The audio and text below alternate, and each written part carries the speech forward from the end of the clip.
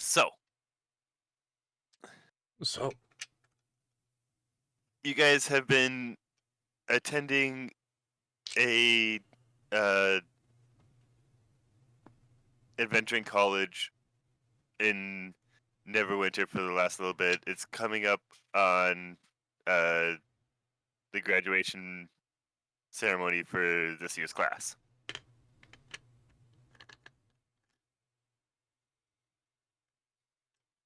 We can start off with like a day before, run around, get and do some RP and stuff, or we can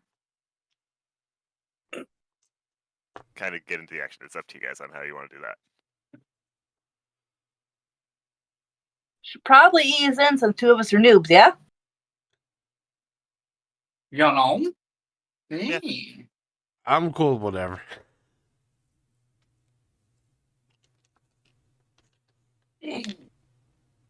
Alright, so yeah,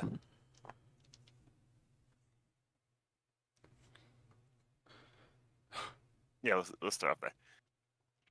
Also unrealistic, I haven't gotten expelled. Damn. Yeah, we're going with the whole fact that you got a free ride, so you were trying to be on your best behavior to learn all you could.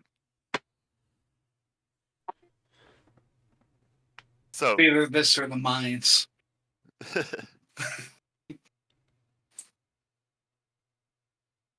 I mean, you give a chaotic neutral a goddamn goal to look forward to, yeah, they'll be stubborn about it. So we're gonna start off. You guys are in like a large meeting room. It's basically starting at your graduation ceremony. Up at the front, there's all the different instructors for the different sections. So the guy that you see everyone from the wizard who was training most of the people in the arcane arts, like the head wizard or head wizard and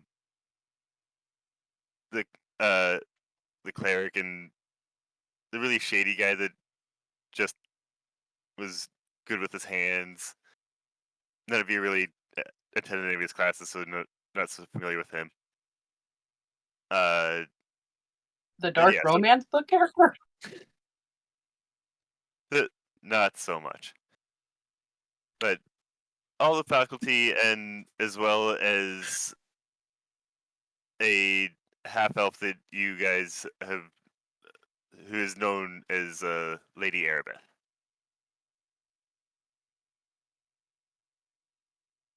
Lady Arabeth is up at the podium and giving you guys a speech, going on about how it has been a wonder to watch you guys grow and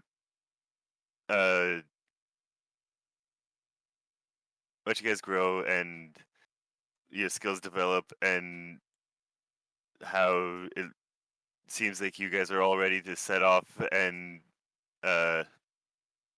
enjoy or set off and start your own adventures and such. And it is a shame that you guys that this is all happening around the plague that has been affecting Neverwinter for the last few months.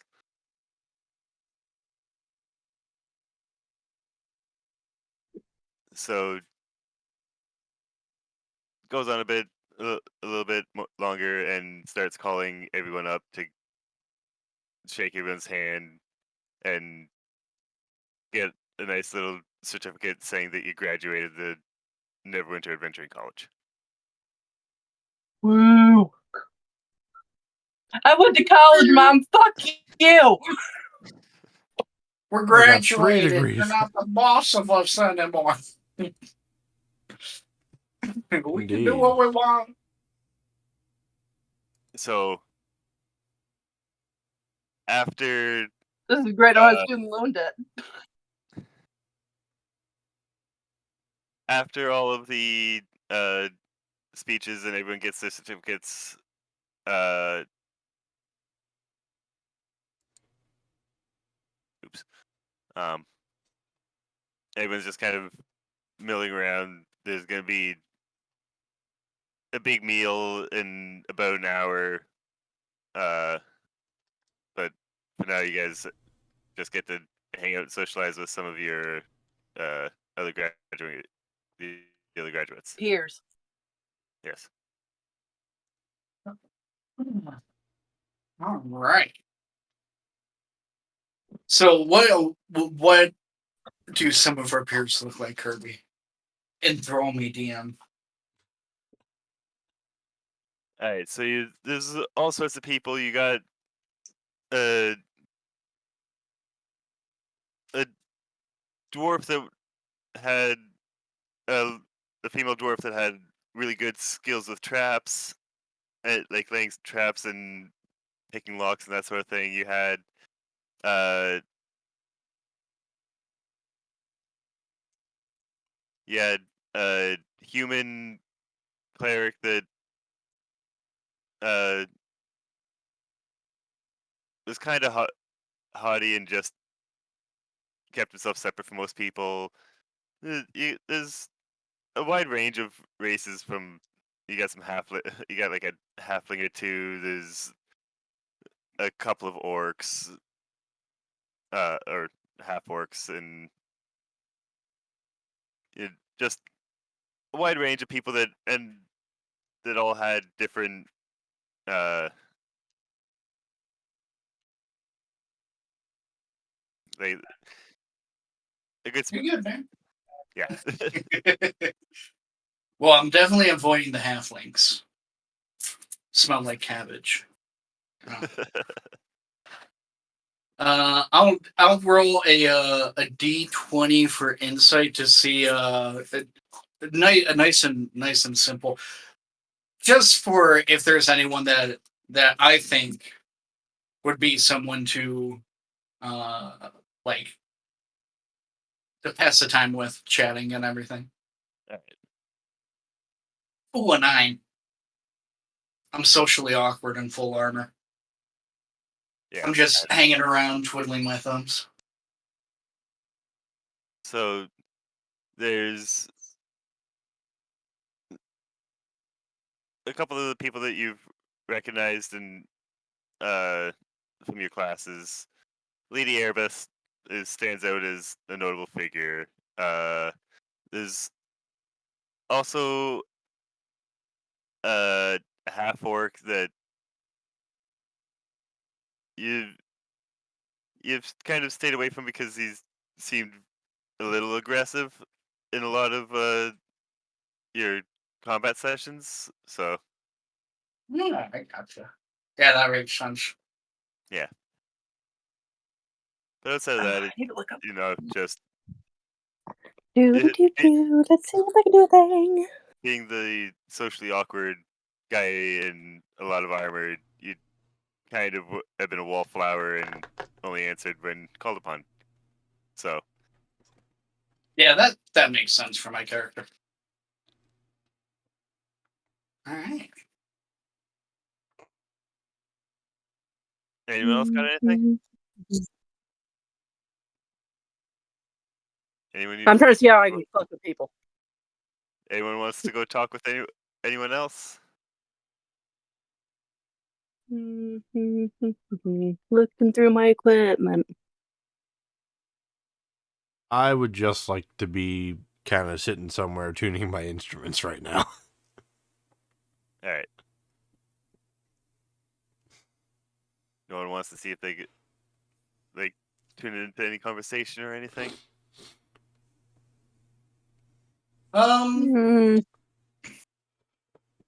Just kind of eavesdrop on the 25 or so people in the room. Not so much eavesdrop, but maybe just make small talk type of a deal. No, nothing like important or necessary. Just pleasantries, I mean, Wishing everyone the best. keep in touch, all that good stuff. Yeah.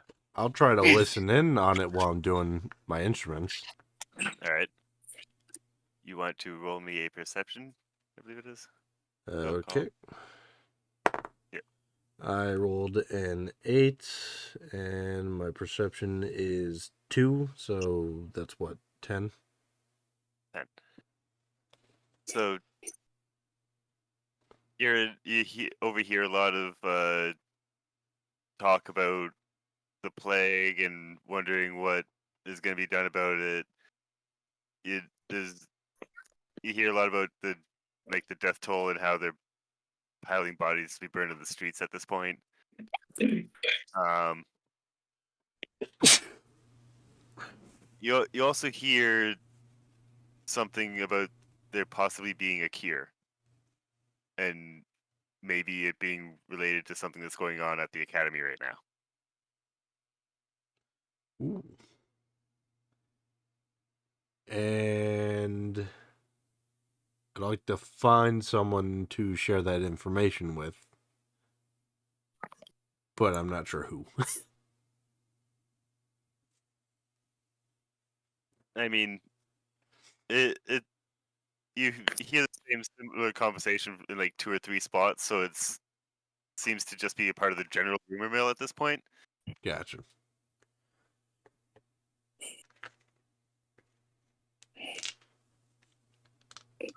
And I shall hold that information until I talk to someone who may not have that information handy, so I can share it with them later. All right.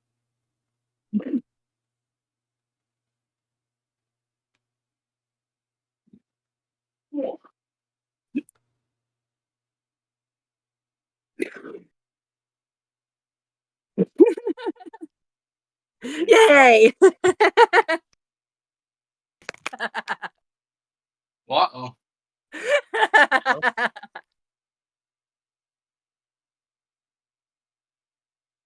Our mage has gone crazy. It How to go about this, huh? you see a half elf mage just kind of like digging through her pack and giggling to herself in the corner. She's drawing a little bit of attention because it's a little out of place because she was just kind of off being quiet and then like pull out a bag and start rummaging through it and started like giggling maniacally. Ugh. So a couple of people like look at her, but no one really does anything else.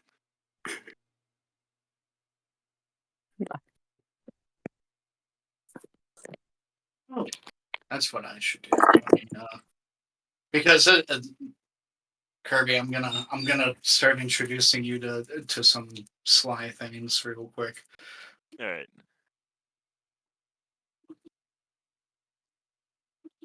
I have a feeling I'm about to be stifled.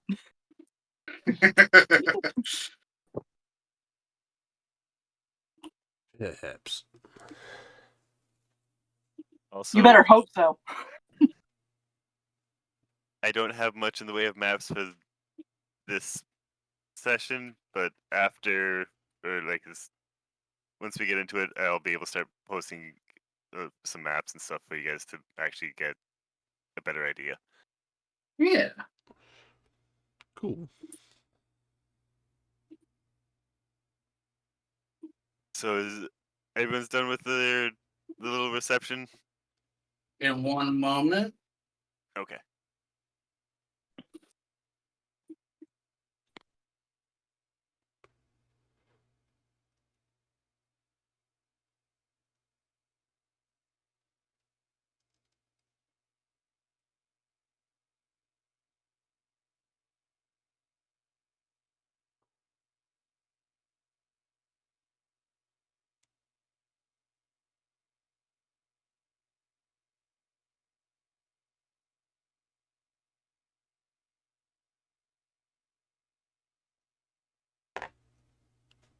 Gotcha. Okay. I'm doing now. Okay. And now that the character is just doing privately, you know.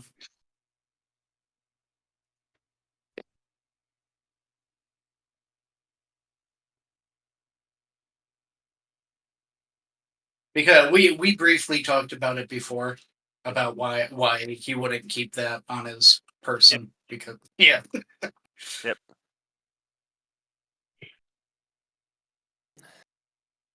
Hmm. Hmm.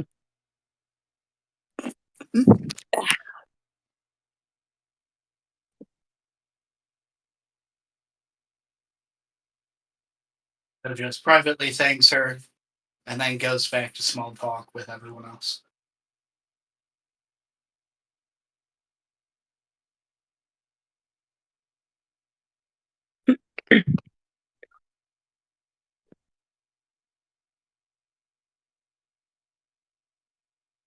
Excellent.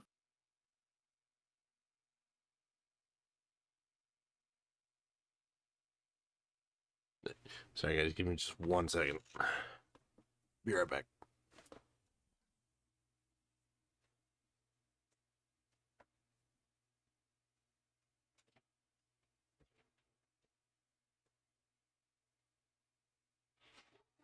Oh. Trying to remember how to spell this. Upstairs now. You could also just say it. Well, I'm running it by you first, so. Well, that you could just say it and then. No, because it'll give it away. Come on.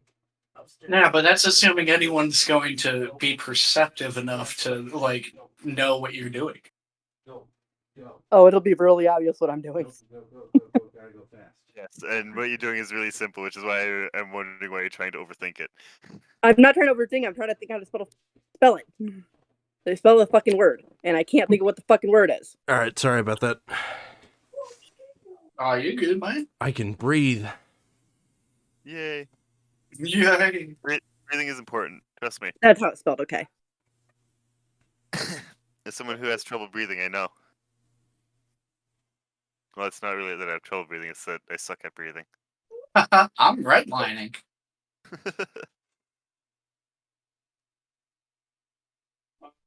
Headlining? How? Oh, it's hookah, but instead of water in the vase, it's a mixture of vodka and energy drink. It's Yes. delicious. Jesus. Yes, my lungs are more liquid. It's delicious. Oh, yeah. So that's what you say. I'm just making sure that's how I do it. Yes. And I'm shy and I'm scared and I don't want it. Well, go ahead and say that.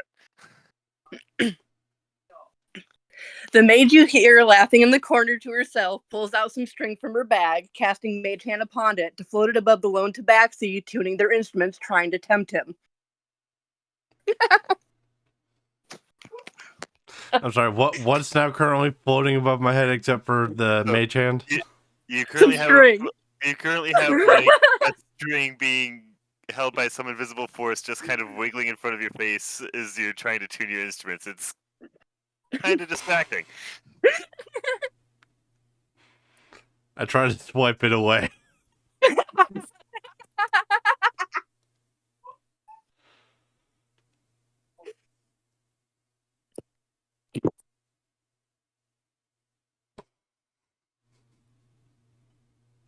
Isn't that some sort of roll, see if he manages it? No, you're not really. It's just kind of sitting there doing a little wiggle, so he bats at it, but your mage hand sits there and just keeps doing it. So I'll keep swiping until it goes away. Well, mage hand only lasts for a few minutes, right? So. I believe so. My God. I'm amused, though.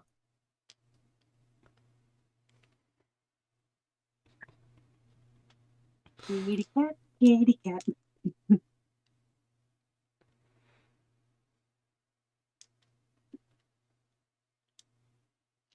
But yeah, it lasts for a minute. So Yeah. So I fully stopped tuning my instruments because now I'm distracted by a string. Yes.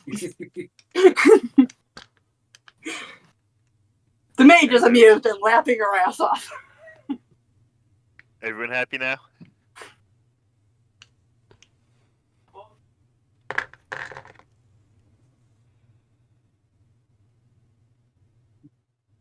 Alright, let's actually take a look here, because I'm going to need this information.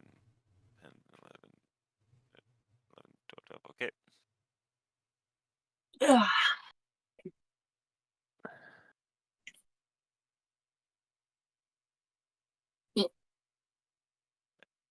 I should actually probably switch that a little bit. Fancy. Maybe.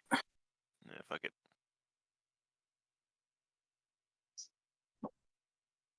And bear it back. Alright, so is everyone done at the reception now?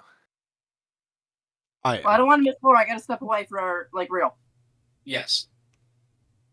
Yeah, I know. Yeah, I we know can you're stepping close. away, but alright.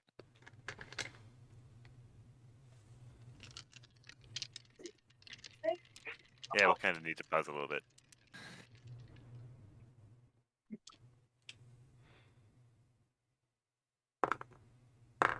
If only I saved my needing to breathe till later. So, if everyone's done at the reception and everything, then you guys go, you get your big graduation meal. Lots more small talk. You hear a little more. You guys all hear a little more about the general rumors of the plague, like, well, the general facts about the plague, and some rumors about there being a cure, and about uh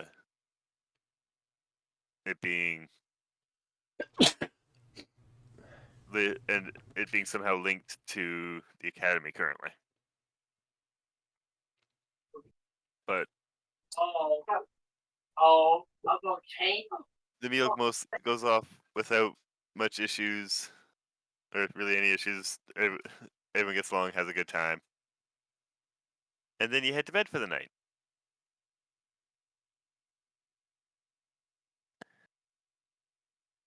All right.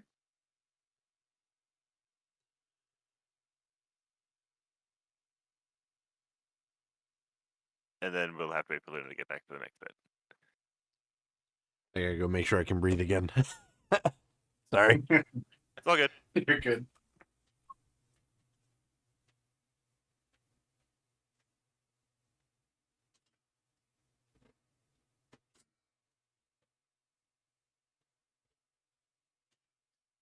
That's Bronson.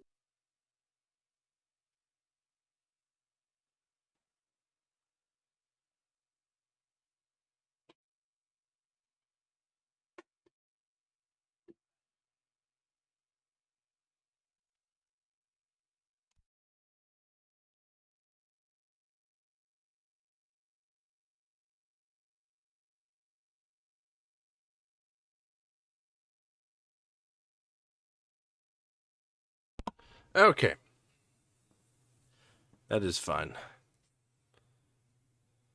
Let's keep the tissues with me, then it won't be a problem.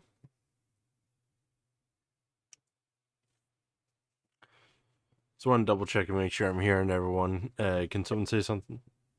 You get there, Grunt? Garrett? Yeah, Yep. we're good. Yeah. Just need to double check, y'all. Yep. Volcano. Raise them up.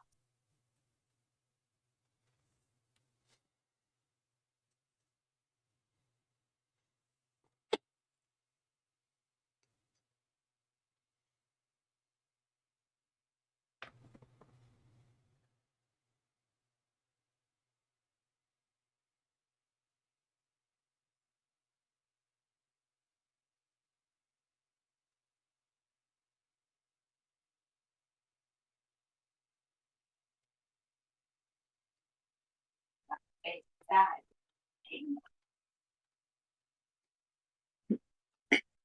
On the other hand, no, that's not good. Starting off some Jade Falcons painting here. Wait, we're doing battle tech now? No, waiting for you to get back. I was gonna show off some of my paints while waiting for you. Yeah, sorry, I'm still getting dressed and everything, so. All right. Well, as long as you can interact, that's the main thing. So after the meal, everyone heads back to the dormitories where you guys all have your own little room. It's kind of like a little block, and there is space for about 20 students. You guys have about 12 left out for the graduation.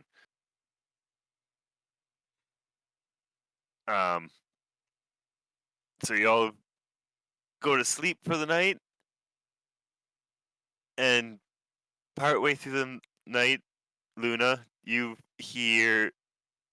wake up hearing some sounds that aren't natural to the academy. You had to roll for perception, huh? That would be a good time, yes. To Well, try and my identify hands it. are kind of non-touchable right now, so I can't roll. Alright. I will roll for you then. Yep.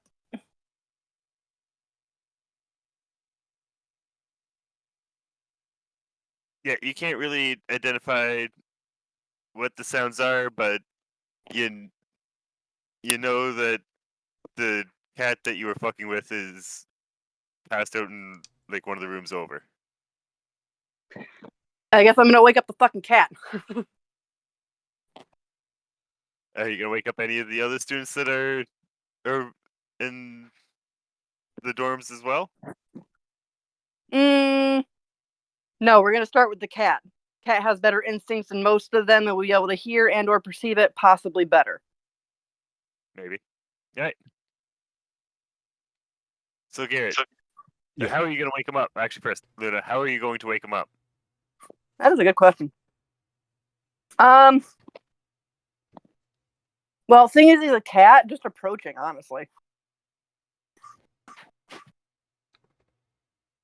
Yeah, that'll do it.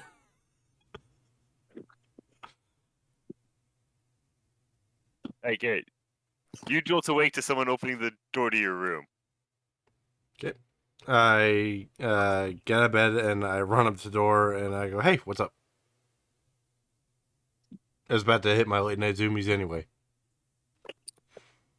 It is the witching hour. Yeah, it's actually about 2:00 in the morning right now. God damn it, my deodorant just broke apart and fell on my floor and yeah, fuck me. So, Luna, as you start, like, you turn the doorknob and go to open the door, and then all of a sudden you hear, and the door flies open. And the cat's staring at you. What's up? Hearing noises, dude. I need you to help me check it out. Okay. I'd like to roll to see if Roll I can perception. figure it. Yep. 17 plus 2, 19.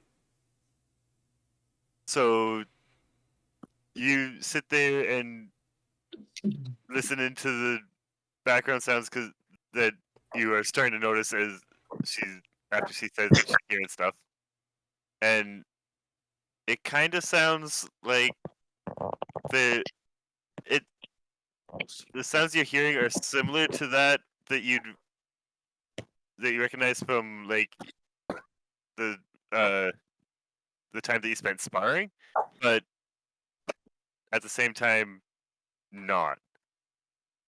So you're hearing like swords ring out and You're hearing the clash of weapons. the clash of weapons and the occasional chant for a spell or something going on.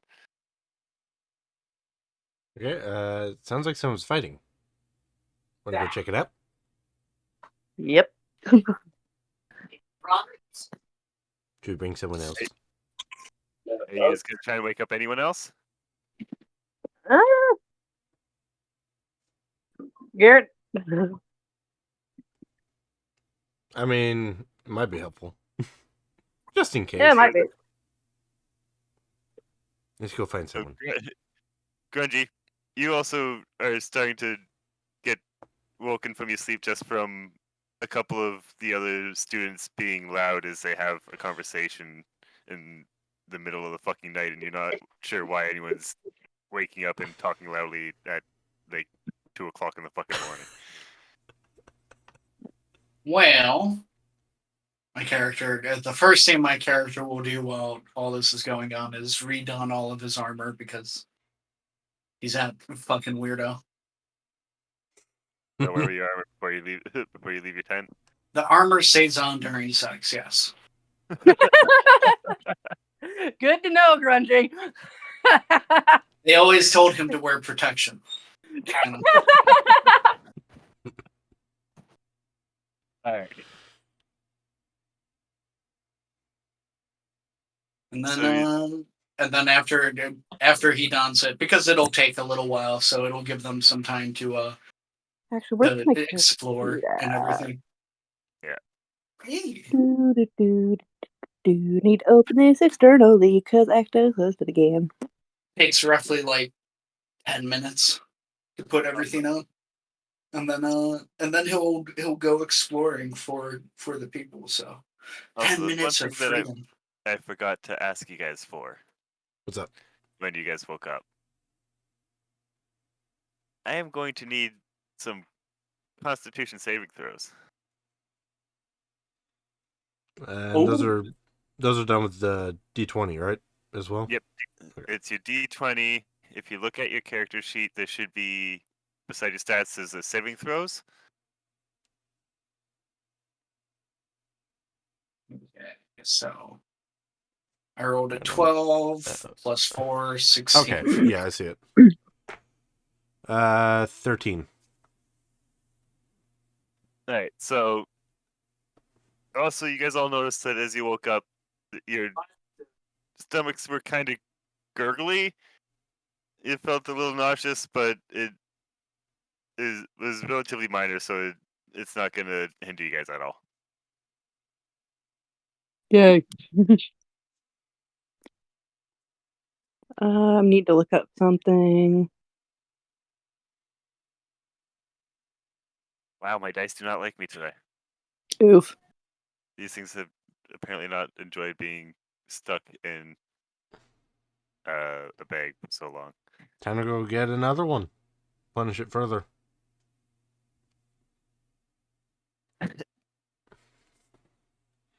Anyways, as you guys decide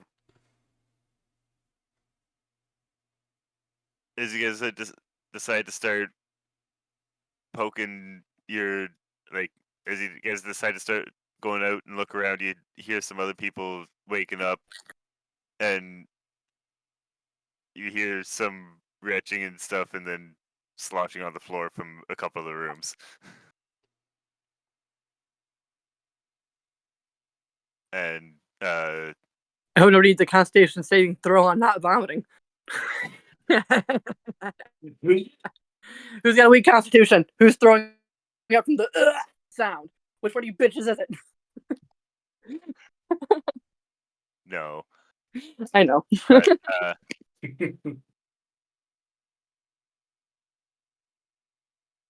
you see this very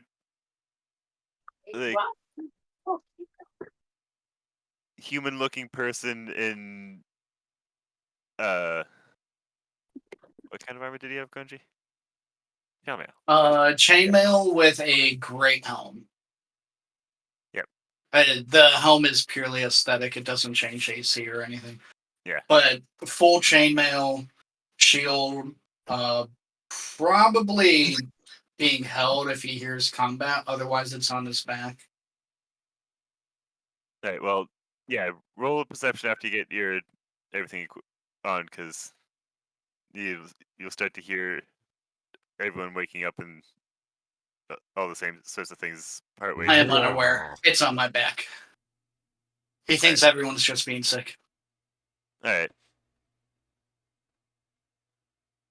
So you kind of walk out as the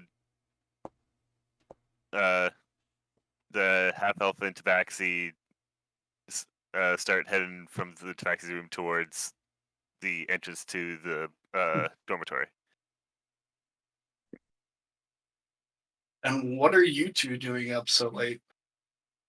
We hear people fighting. We're gonna go look. Want to come? Oh. Well, at that, he puts his shield on and goes, "Okay, I suppose we should." Okay.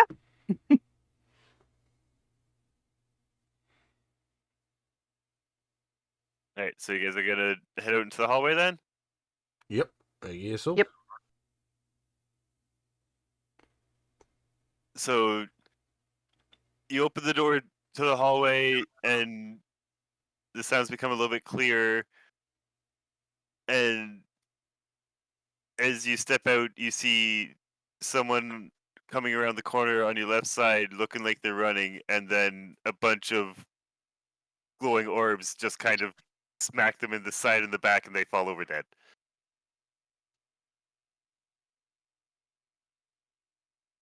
Rip, bro. I think maybe we should inform the staff. Yes, a good idea. What the fuck is happening? I want to So- cast bonfire to light up the area. Does bonfire actually create the wood? I think so. Let me double check. God damn it, I accidentally closed the fucking tab. History. Create bonfire. You create a bonfire on the ground that you can see within range until the spell ends at a 5-foot cube. It does not say whether or not it gives the wood or not.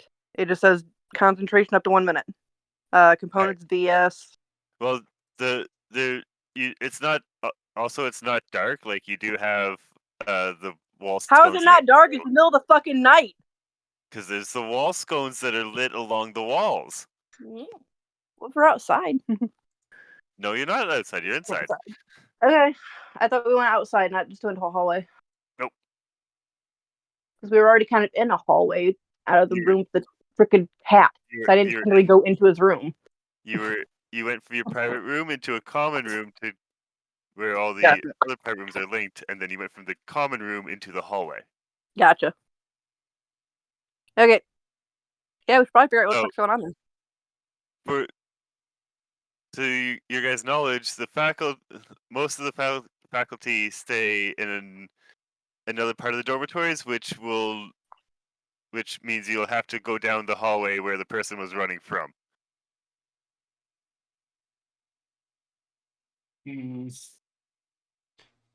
Are those orbs still there? No, like they were just kind of like an arcane missile. Oh, okay. They just kind of went, smacked him, and dissipated. I would like to try and sneak my way down the hallway to the direction that we need to go. Okay, roll me a stealth or a sneak, whichever one it is. Good. Fuck! It's a 9. That's with my addition to it. I rolled a 4. Yep. So I got a 9. Also, I'm going to assume that you guys all just kind of put your armor on before walking out of the common room. For those of you that have armor. I'm a maid. I pretty much sleep in this shit. What the fuck are you talking about? Yeah, you're wearing your nightgown because that's what all you need to do is roll out of bed and you're good to go. Yeah. It's like, I don't need to do shit. I'm fine. But more For all y'all know, I'm naked strutting down the fucking hallway.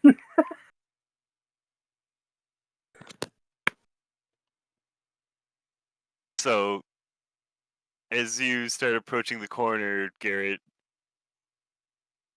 you hear, "What's that? You two, go check it out." And then a door open and close. Can I try to hide somewhere? That would also be a stealth. And you're in the middle of a hallway It's relatively open with a lit wall scone above your head. Okay. So, no, not really any place to hide.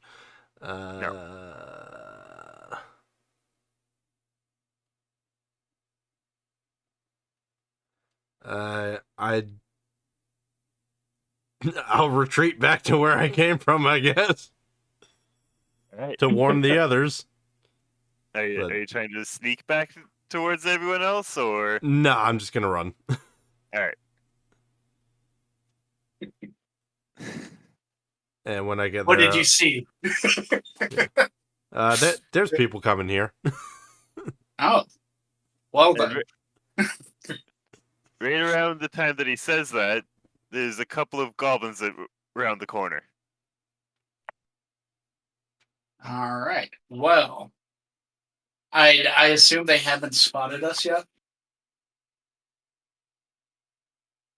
As they round the corner, you guys just kind of start looking at each other because they were expecting someone, so they were walking down with their like a little short sword and a dagger, or short sword and a little buckler on their arm, looking for someone.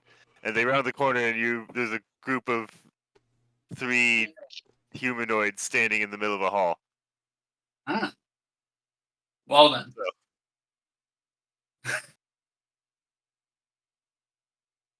Are you lost? Do you need help? I'll call out to them. When they allow goblins in this damn school. Halflings were bad enough. Now it's sewer cabbages. Not the D&D racism. Who let the mobs into the school? To be fair, I do have a disdain for halflings and gnomes. Goblins are fine. I can't trust the gnomes. nope, can't trust the gnomes. Worth shit. You can't trust them. That's why you can't bring any forest critters home. It's gnome druids. Perverts.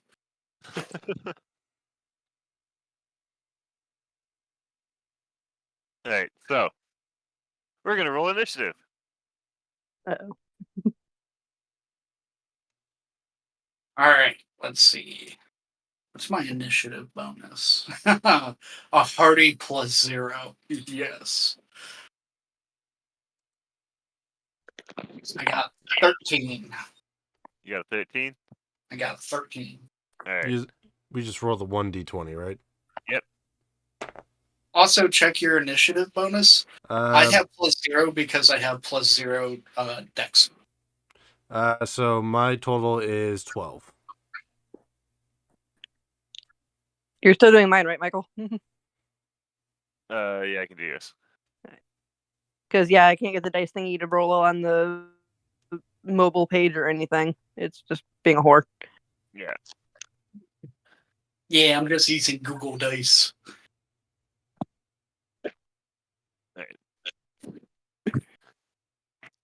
I could dig out my actual dice, but Well, that's what most of us are doing right now. yeah. I don't remember where I put them. I think they're in the drawer right here. There's a So second. Yep. we're starting Kitty off bag with of dice. starting off with Luna. What are you doing? The Tabaxi's standing in front of you, and behind him you see a couple of goblins.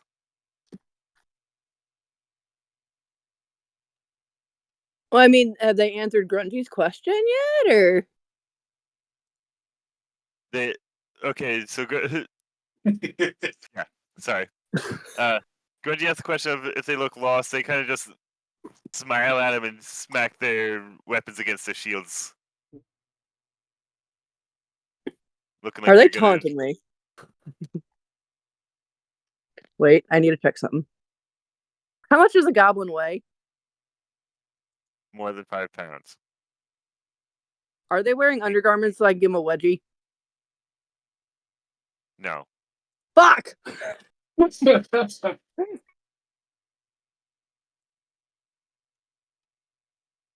That's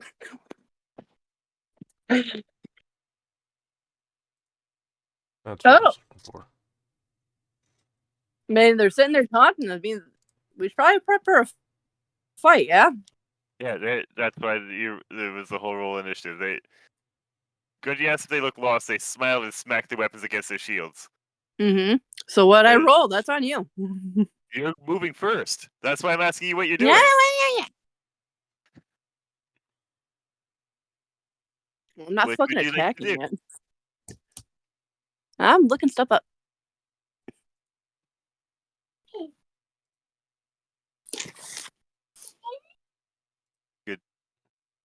A good idea for you at this point would probably be Ray of Frost.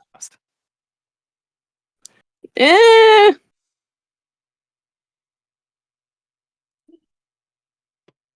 So yeah, I'm looking through my stuff.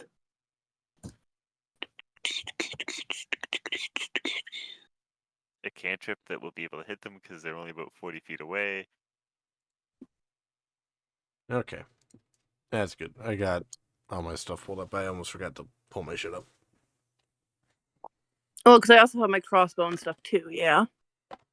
No. If I grabbed them. I don't think I did, but mage. Yes, I said you guys grabbed your stuff. Yeah. It's like, so I'm debating on, just shooting one just to be an asshole, or should I just, try to nuke them? I'm going back and forth. You didn't load your crossbow yet, so you could take this turn to pull out and load your crossbow. Well, I also have access to catapult, so I'm seeing what I can do with that. Ooh. I didn't say anything about that one either, Grungy. He doesn't know what you told me about that one. Yeah, that one's funny. Teehee.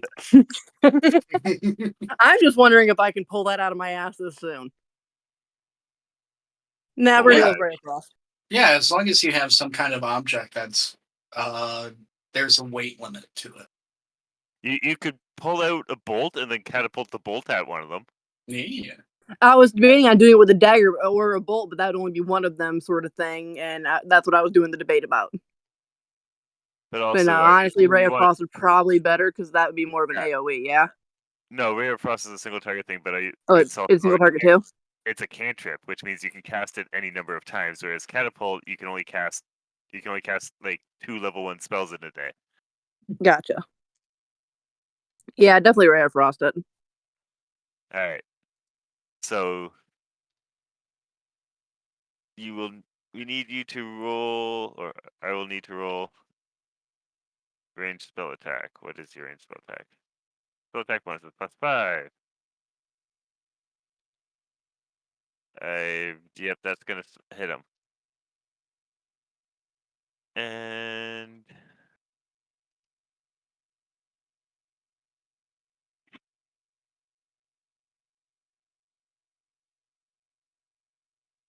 so you hit the goblin.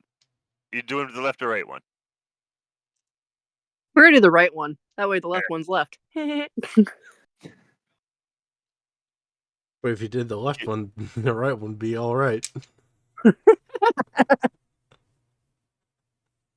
You hit the goblin on the right with this bolt of frost, and you see him like just start to. You see the color start to drain from his skin as he turns kind of blue, and a big old glob of snot starts dropping down in front of his face and is like touching his chin, and he doesn't seem to be wanting to move that fast anymore. Next will be Grungy. I want to make a popsicle joke. All right, and how far away are they from us? They're about 40 feet. Okay, well then I will move forward 30 feet. I will draw one of my hand axes. And let me roll. I'm going to go do a thrown weapon attack on the uninjured one. Right. And Ooh. What's my bonus to attacks? That will be a 20, not natural. Hits. And the damage. Let's roll that. 5 damage. So you draw your hand axe as you run down the hall, and you throw it at him, and it kind of just lodges itself in his right pectoral area, and he gives off a big old grunt as blood starts like pouring out from around your hand axe. Garrett, what are you gonna do? I'm gonna use vicious mockery on the one that is cold now and tell him to chill the fuck out. All right. Now I have to pick up vicious mockery. Right there. That's a wisdom. Oh, they have to roll. Right. Okay. Okay. Well. What is your DC? Where is it? Hang on, it's on my character thing. Looking for it. The fuck did it go?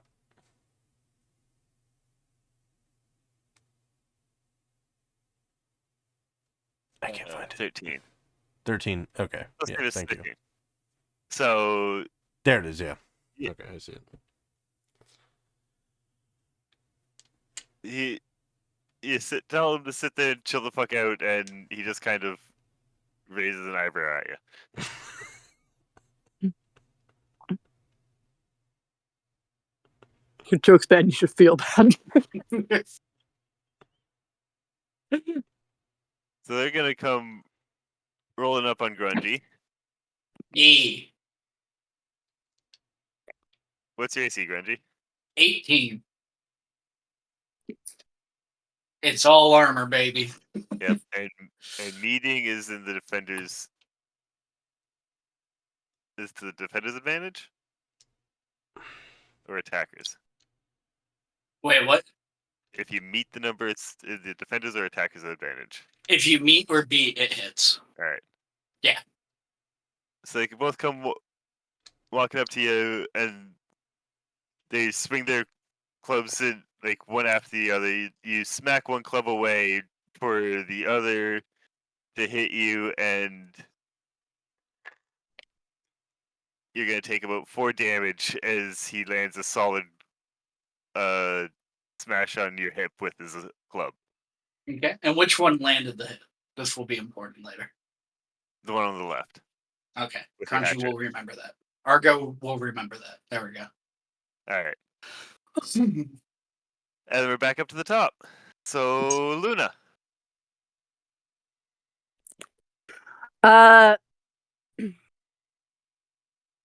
Load up crossbow. You gonna load up your crossbow? Yep. All right. Grungy.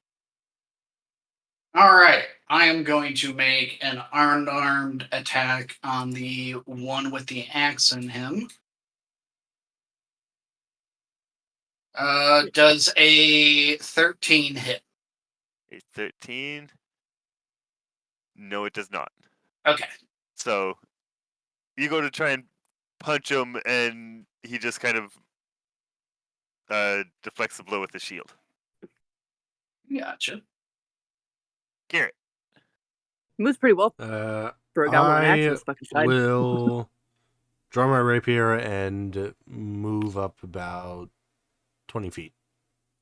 20 feet? All right. And then they will go again.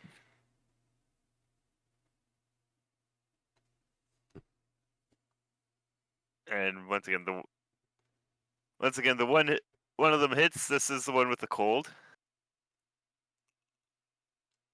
Oh fuck! And it will deal 3 damage as it like lands an overhead swing against your shoulder. To who? To me? You. Yeah, to you, Okay. Grundy. All right. And then it's back to Luna's turn. I fire at the one with the cold. You fire at the one with the cold? Yep. Alright. I don't think you're going to hit with that. 9, 12. Nope. So you shoot at the one with the cold. The bolt whizzes past Grungy's, between Grungy's and the goblin's heads and clatters against the wall behind them. Where's the shot? Grungy. Right, gonna try again for an unarmed attack. Alright. Nat 20. Okay. So what I'm going for, it's against the one with the hand axe. Yep. It's just going to be literally grabbing the hand axe and then pulling it out as the unarmed attack. I'm going to modify that slightly. Okay. So- 5 damage. Okay. So what you do is, as you decide you want your hand axe back, you like open palm thrust at the head of the axe and just like drive it deeper into his chest so it goes right through his lung, and then you grasp it and rip it right back out of him, and he falls over dead. Awesome. And then I'm going to turn to the other one and tell him I'd rather not kill you too. Just surrender and see if that works. You want to roll an intimidate then? Could I go for persuasion instead of intimidate? I can give you persuasion instead of intimidate. I mean, Okay. I got another nat 20. you got another nat 20. Yes. Google likes Alright. me. So as he's like shivering, he's just kind of like gonna let go of things and drop his club and his shield to the floor. Garrett, what are you gonna do with him? Because you still have an option before the end of the turn. Before he does that. I mean, if he's Knock him, Garrett. surrendering, Knock him. No, he's not surrendering yet. oh, he's He not moved surrendering. before he gets to do that. So Yeah, I'll do vicious mockery again. what are you gonna say this time? Say, I told you to chill out. I don't know. I'll go with the cold joke again. He's doubling down. He rolled a nat 20 on the save, so Jesus fucking Christ.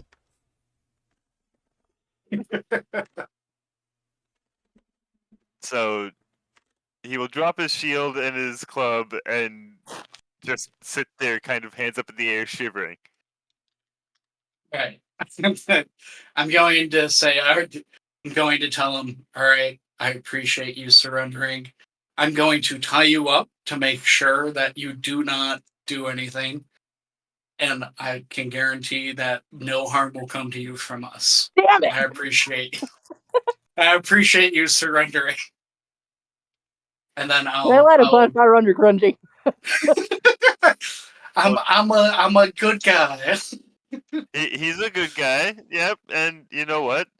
You don't have to honor what he says because he didn't consult you on that. So you could tie It's up true. the goblin, and you could just like he's tying up the goblin. You could be loading another bolt and just shoot it in the head as you walk past. But yeah, and I'll cut off an appropriate segment or 2 segments of rope to tie his wrists and ankles together. All right. And I'll ask him his name while I'm doing this. Oh fuck! Actually, goddamn. The memes come to life.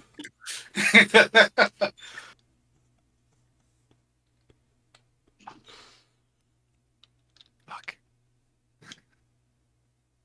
Goddamn. Yep. Yeah. Wait a second.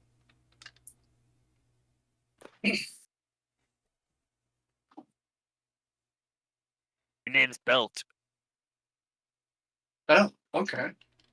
Well, that would be simple to remember. All right, Belt. Don't take this the wrong way, but and I pick him up and just kind of throw him over my shoulder after I him up. I go. So I'm going to try and put you somewhere safe, and we can talk later. All right. And by you surrendering, this will go a long way because I'd rather not kill you. And then I'm gonna turn to the other two and be like, I'll be right back. I'm gonna run back to the dormitory with the goblin on my shoulder. And presuming nothing else happens, I'll literally just set him on a bed. All right. You gonna go like sit him on your bed? Yeah, I'll sit him on my bed. All right. Yeah. And then you go back and join the other two? Yeah, and I'll leave him my name. Tell him if anyone asks what's going on, just say Argo put me here, and I have surrendered. Just say that completely. You should be fine. All right. All right, and I'll run back.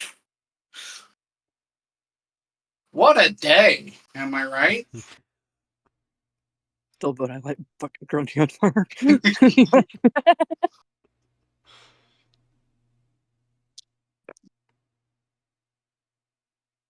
So now that we know the goblins are attacking, we should probably go ahead and alert the faculty, right? I mean, this is easy enough. Yeah, I think we should inform the faculty as well. This is well, a then bit shouldn't we fun. take the hostage for questioning? Well, if we come into combat, so my thought is the faculty may already be engaged in combat. And if they are, I'd rather not take the hostage into combat because collateral damage. Like right now, a belt is our best way of figuring out What the hell they're after. what the hell is happening. Yeah. Yeah. And he's at least compliable.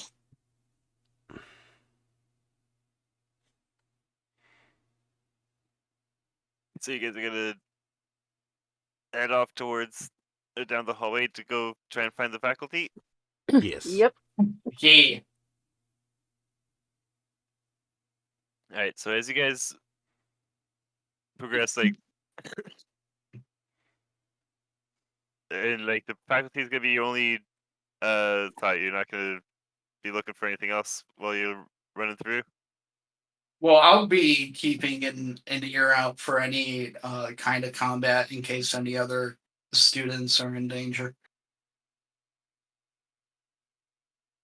All right. Most of the students seem to have gotten sick or not woken up quite yet.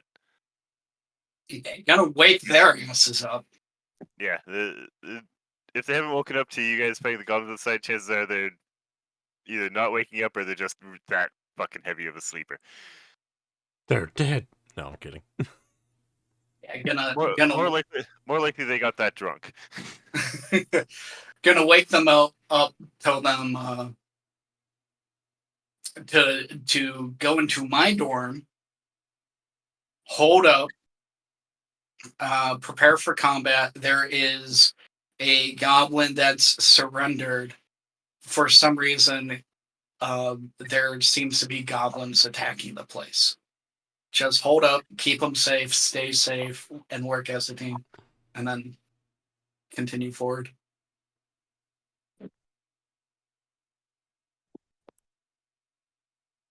So either all the other adventurers are going to die alongside the goblin, or everyone, Or that he's the most goblin is guarded like person. safe, yeah. That goblin has fucking a party and a half guarding him, and he's just he's all fucking like Okay. like also as Grungy was like picked him up and threw him over his shoulder, he's seen like flakes of frost drop off his skin. So there's probably not he was cold, okay? Yeah. Well, I was gonna cast bonfire under him to warm him up, but no.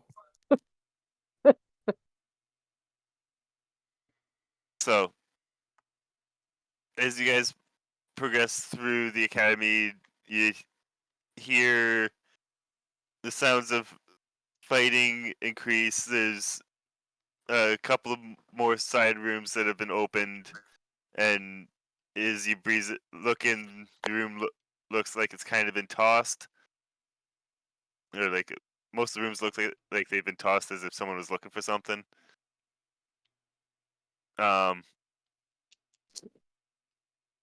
As you get closer to the reception hall where you guys had your meal last night, the sounds of battle grow quite a bit louder, and you are hearing like some spells get flung, like people casting some spells and stuff behind the giant double doors. All right. Well, the first thing I'm going to do is go ahead and use second wind to recover some HP. And let's see. Yes, because you're kind of hurting. Yeah, so I gain 5 plus my fighter level. All right, so I'm almost back to full. I would like to. Which one do I want to use? That's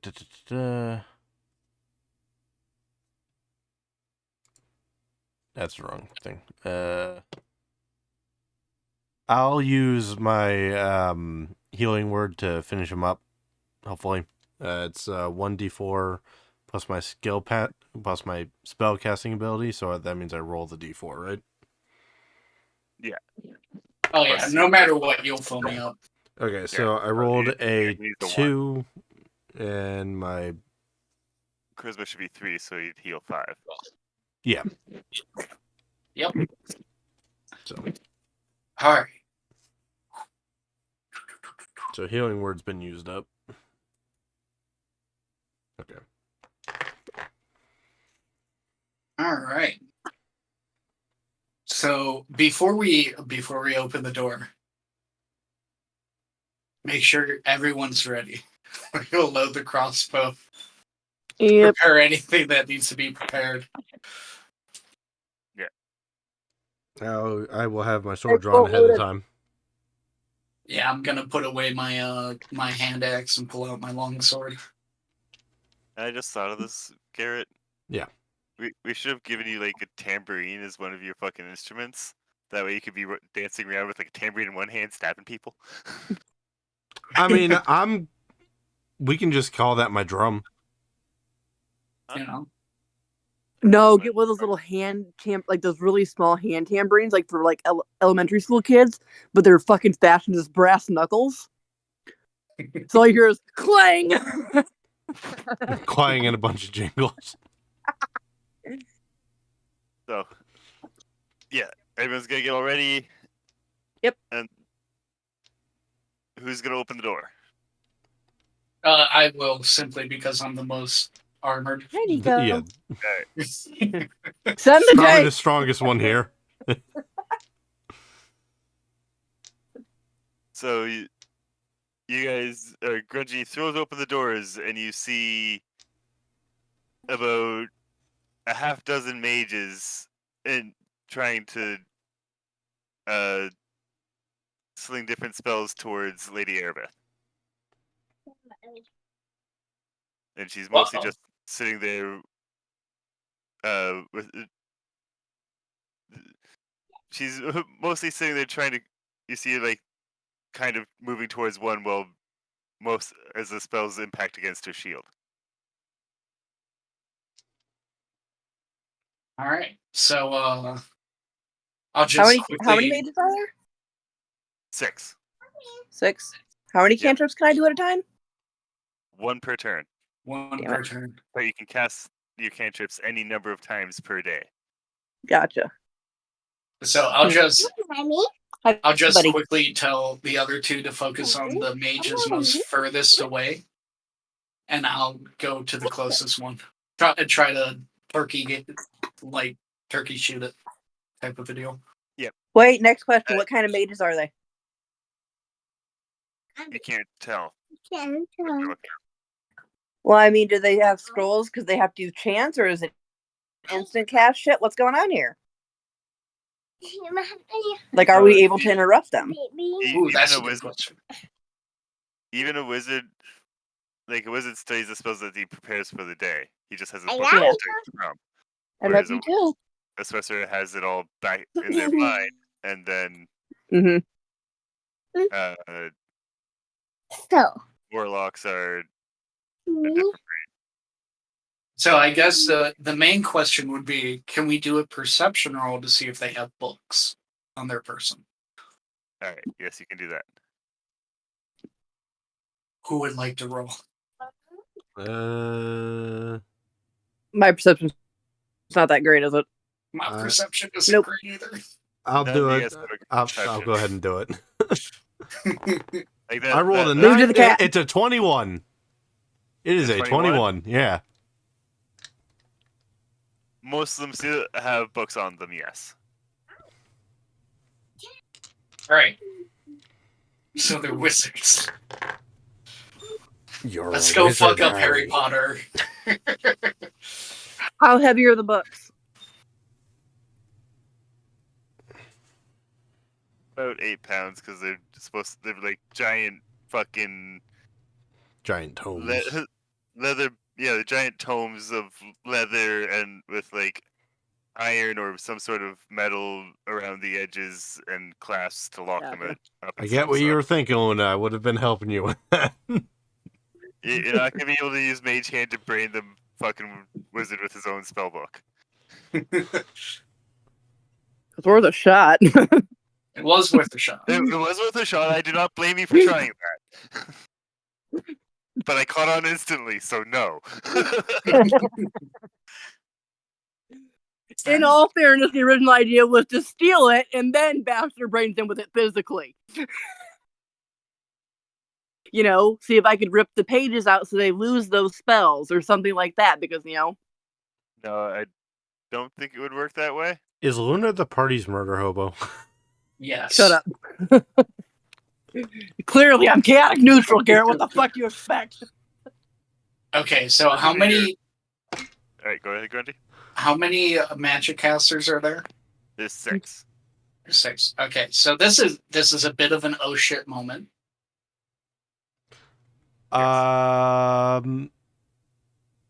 have an idea, but I think I actually have to be in combat for that. Well, you guys have a surprise. How far away are they? How far away are the mages? They're all kind of spread out around the room, so it's varying from like 10 to 50. Shit. Okay. And as Grungy opened the door, he turned to you guys and was like, like pointed at you guys and would start pointing at like the farthest mages. Yeah, like you guys have range options. Yeah, Like focus on the furthest ones. I'll take on the closest. yeah. From the goblin fight, he can already tell that you guys have some magic to throw at range. So, and Yeah. you have a crossbow in your hand, so you can target at range. Yep. But I'm also considering something else. So since we have a surprise round, yes, I'm just going to immediately charge attack the first one, and I'm going to be popping my oh shit button just for reference. Okay. Okay. So the first one, 15 plus 4, so 19. Does that hit? You will hit, yes. Okay, and then let's do damage roll. Ooh, not great. 6 damage. Alright, so you go charging at the nearest mage as you just kind of like take the arm with your shield, wrap it around behind him, and thrust your longsword through his gut. And and then you will fall off of your sword and bleed out on the ground. Okay, they're incredibly squishy. We got this. Guys, I figured it out. They die I when have you a- stab them. I have a catapult question. Okay. I can only cast it on one thing simultaneously, or could I, do it like a handful of bolts, throw them in the air, and then cast catapult? I'm pretty sure it only targets one item at a time. Yeah, I'm kind of looking this up at the moment, so. do do do do do. D&D catapult. One object weighing 1 to 5 pounds. Hmm. So, yeah, only one object at a time. Where? Is it being worn or carried? Da da da.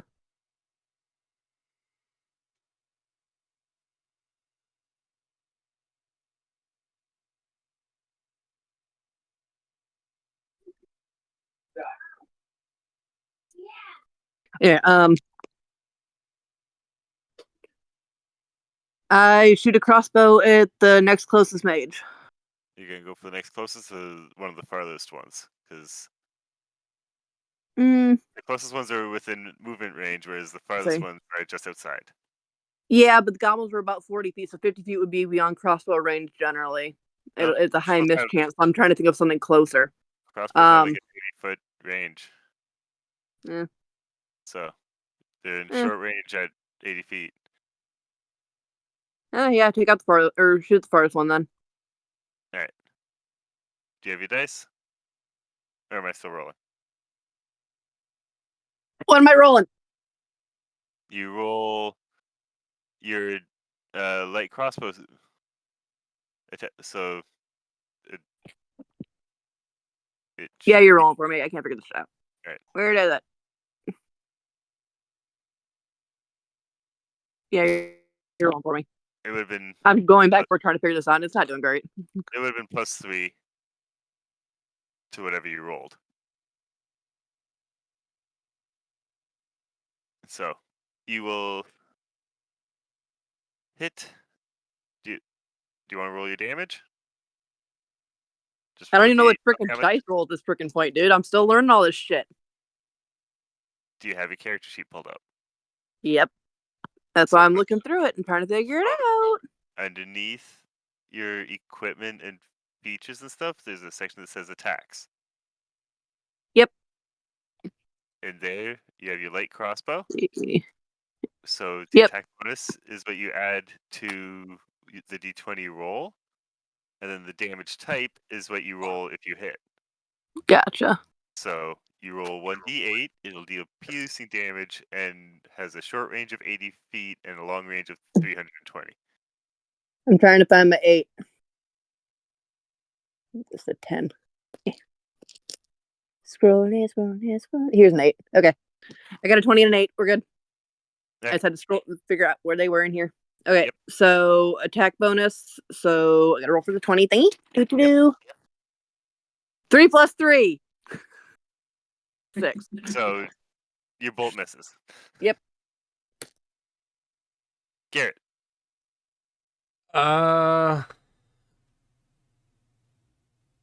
I suppose I would like to once again try vicious mockery on one of the farther wizards.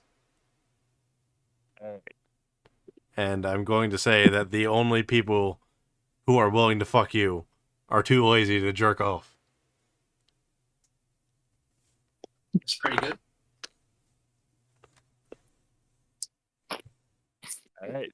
Well, that one was like an earworm into his brain, and you get to roll a d4. Yeah. I rolled a 3. I think my... hang on one sec. Let me pull that up. So I rolled a 3. Where's the info? I'm pretty sure it's just damage. There's Okay. no real bonuses to it. Gotcha. What else happens is that they have disadvantage on the next attack roll before the end of a turn, which doesn't really apply here because now we're gonna roll initiative. Woo! Oh no. I got it 2. Oh no. I got rolled a... Reggie? I got it 2. Well, I'm going before Grungy. I rolled a 4. Garrett's got a. And is what dice that we roll for this? a D20. 20. That's my third 2 so far today. That's I got pretty an rough. 11. And Grungy don't feel so bad because on Tuesday I rolled like a half dozen 2s. It was like 6 or 8 2s, but I was also rolling 2 pairs of dice to get that. Oh, dude, I don't feel bad at all. I just think it's funny because so far I've rolled 1 on damage twice. I rolled 2s on like initiative and skill checks. It's great. Kitty But cat you got, dice. but you also got that like. I double got one. 2 20s in a row, baby. Yeah, exactly. The dice give Your it, dice the have dice to take balance it. it out. Yeah. Yeah. Oh no, my dice are always horrible when it doesn't matter, and then when it does matter, they're like, "I got you, champ," and it's like, "Oh, I thank you." They don't let me be silly, but they do let me be efficient.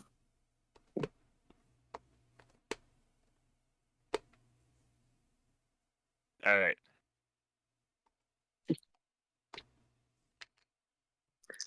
Okay, so I got an 11. Garrett got a 4. Grungy got a 2. Yep. Yeah. The one. So the mage that is like rubbing at his head like he's trying to fight off an intrusive thought also continues to try and cast a spell at Lady Aerith, and it just kind of fizzles in their hand. Skill lasso. The next one zaps off like this sickly little orb of acid that Not yet. Go sit ends down. up slipping past Erebeth's shield and hitting her in the chest, and you hear a little bit of a grunt, like her grunt in pain a little bit. Next will be Luna. Second. Looking up the range on a spell real quick. Your Ray of Frost is 60. Most of your cantrips will be 60.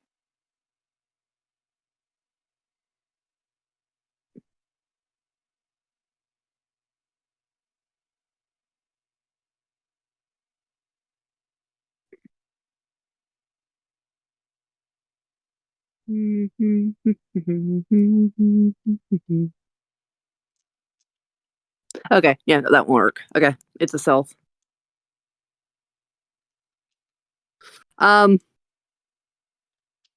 Do. I gotta brain for it here. Honestly, loading up crossbow again. You're gonna load up your crossbow? Yep. I don't believe you can load and fire in the same round. So you can move and load or move and fire, but you can't load it and fire in the same round. Just so you know. You can load and cast a cantrip at the same turn, yeah? No. Nope. Okay. Those are the standard actions each. Okay.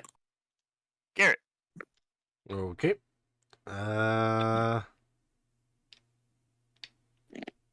It's a good question. What do I want to do?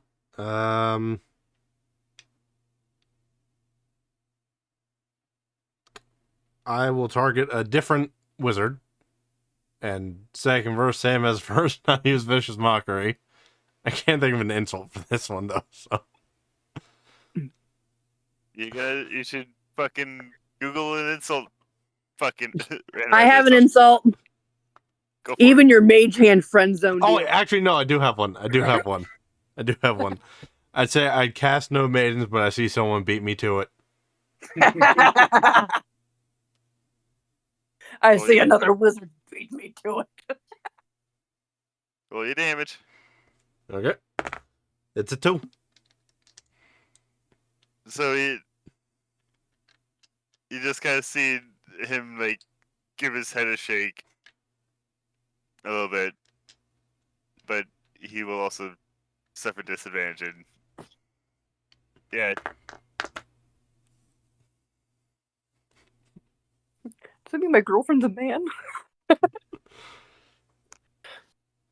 and you see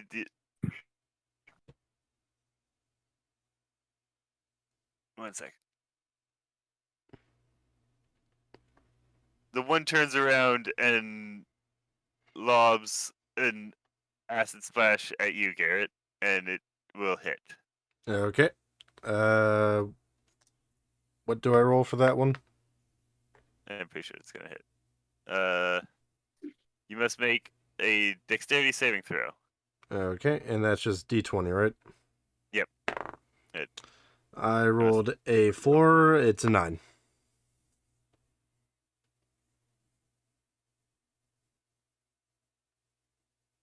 you're going to take 5 acid damage. Fuck. Okay, I'm down to like 4 hit points. Yep.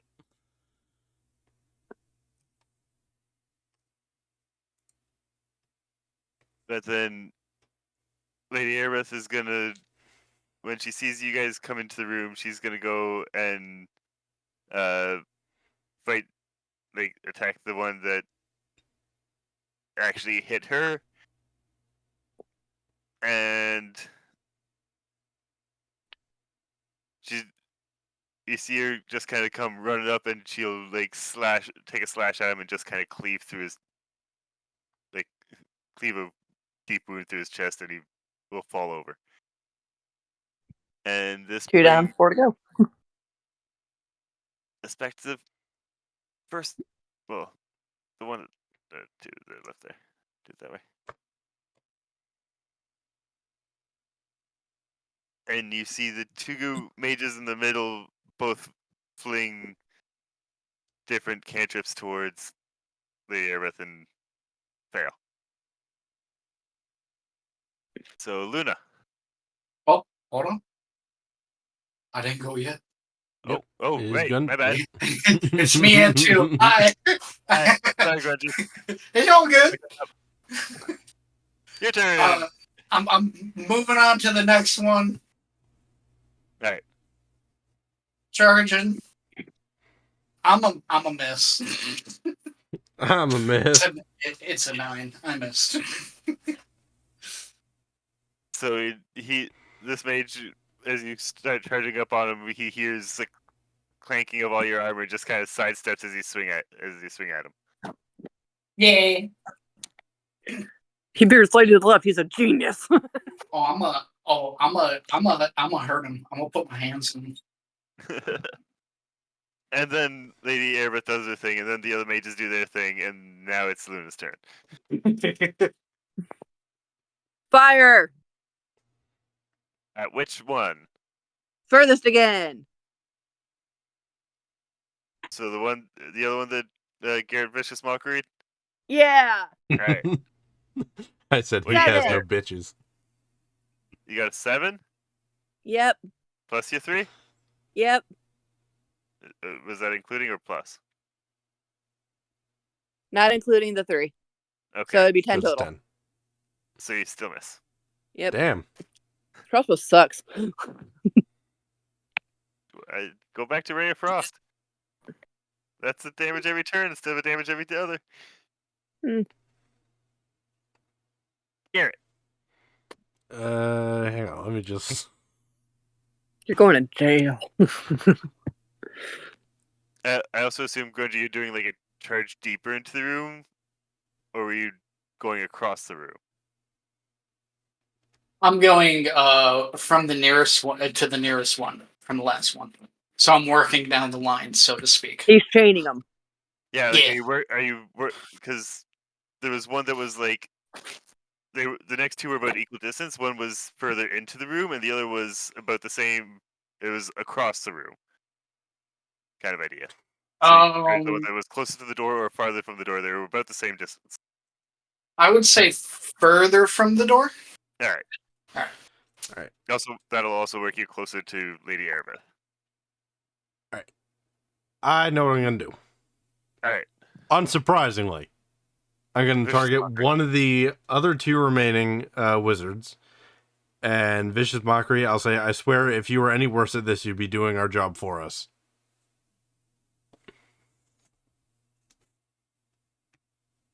Roll your damage. I got a Yes. 1. It's a 1. Oof. My nail just broke. That's how bad that was. I mean, it hit. Hey, there you go. You just Vicious Mockery Luna's nail.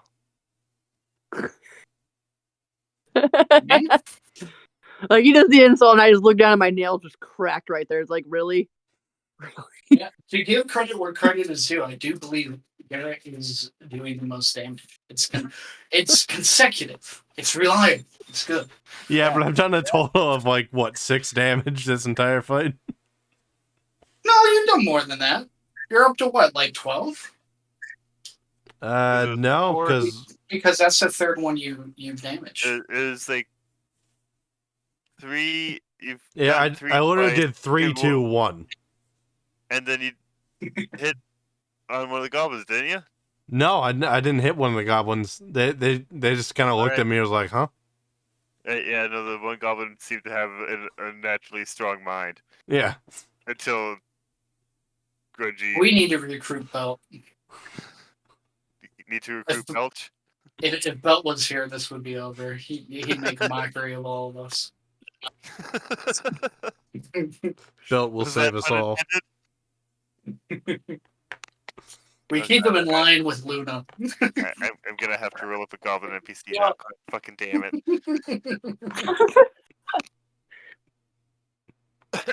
Make him like Clem from Warframe, where he just says his name and is completely unhelpful.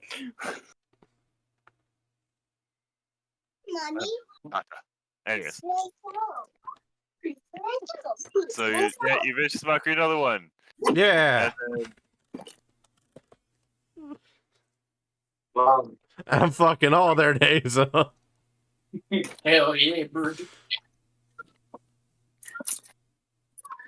at this point, they have noticed you, so they've noticed the rest of you. One turns to go cast a Ray of Frost at Grungy, and the other casts a Ray of Frost at you, and both of them miss. So a bolt of frost just kind of shoots past each of you, and it hits the wall, and you just kind of see the snowflake design expand across the stone. Oh boy, I know what insult to use for Garrett's last Vicious Mockery. Grungy. Text it to I'm me. taking another swing.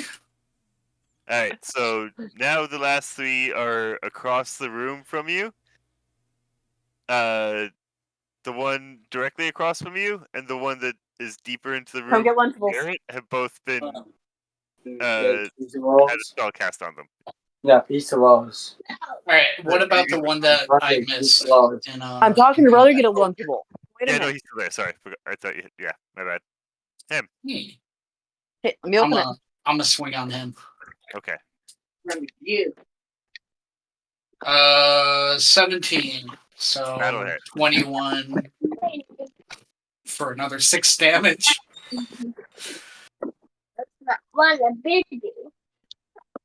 So after he goes to cast a spell, you just kind of bring your sword back out from the mist from Here you your go, buddy. charge and catch him across the back of his knees, and he just kind of falls over as you sever the tendons in the back of his knees, so he can't stand up anymore. Ooh. Okay. Is Call him he dead or Gimpy. still alive? He's good. He's gonna be dead. He's gonna be dead. Okay. I just need to know. Okay. Yeah, he's dead. You counting him is dead. Okay. Alright. And then with my movement, I'll just move to get into range with the next one, or as close as possible with my 30-foot movement. Yeah, you'll be able to go and start threatening the next one. And the Aerith will threaten the one that's further into the room on your left. and she takes a swing and misses it. Luna. Yep. Right? Oh wait, no. Nope, next is the mages. So the one mage that's threatening Erebeth misses with his spell. And but yeah. Is casting a spell in melee still an attack of opportunity? Let me. I want to say yes, but I think it might only be with a feat. I'll double check for you real quick. Alright.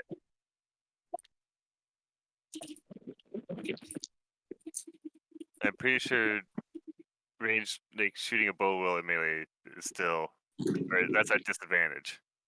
Might be at disadvantage. It might be. I'm just going to double check real Yeah. quick. Because if it's not an attack of opportunity, you can just do it.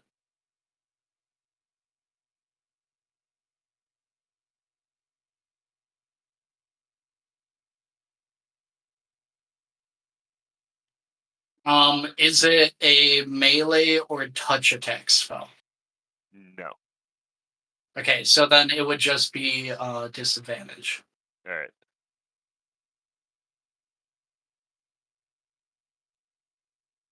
That's it. The one the Lady Erebeth is sending cast a spell at her and fucks it up. And then it goes to Luna's turn.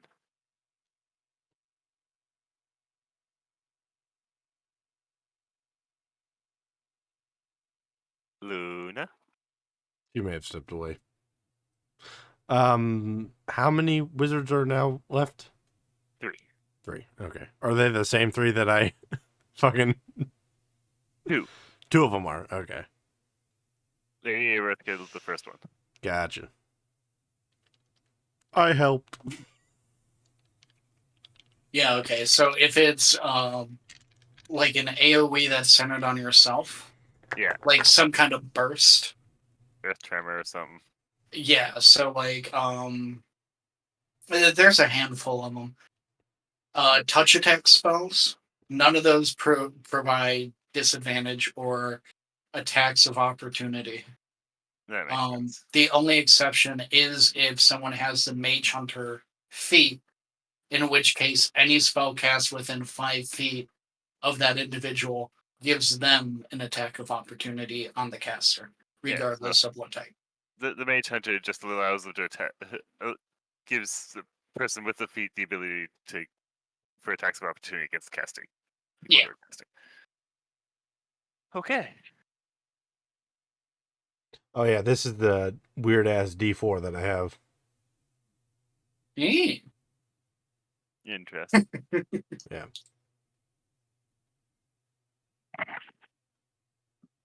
The eye looks upon you. I still prefer my caltrops. Because,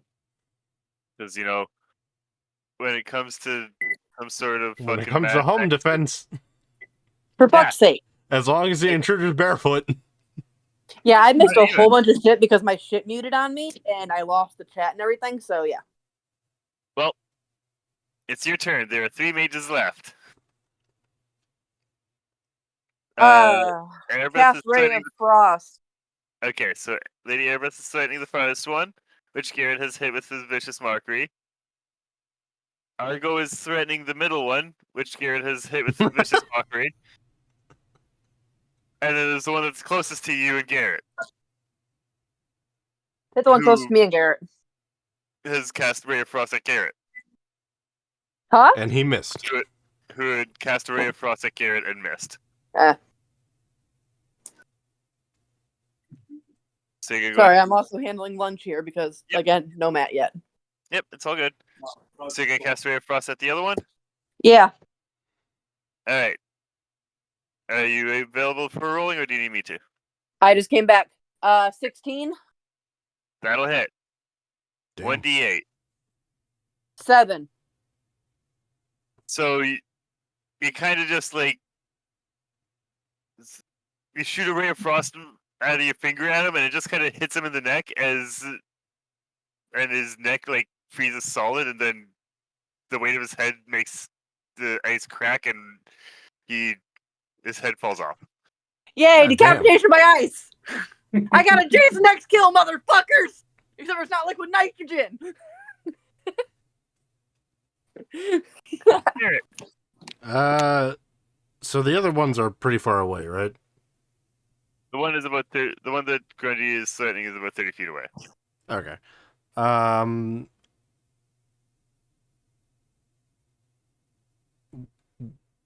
I guess I can run up to him and because I want to try using my rapier, so I'm gonna run up to him and take a shot at him with that. All right. So what do I need to roll for that? The 20. 20? Okay. And roll it twice and take the highest. Okay, so the first one was a 10. Second one was a 14. 14 plus your attack bonus. Fuck, where is that? Sheets. I don't know if we added your rapier into this. No, we did not.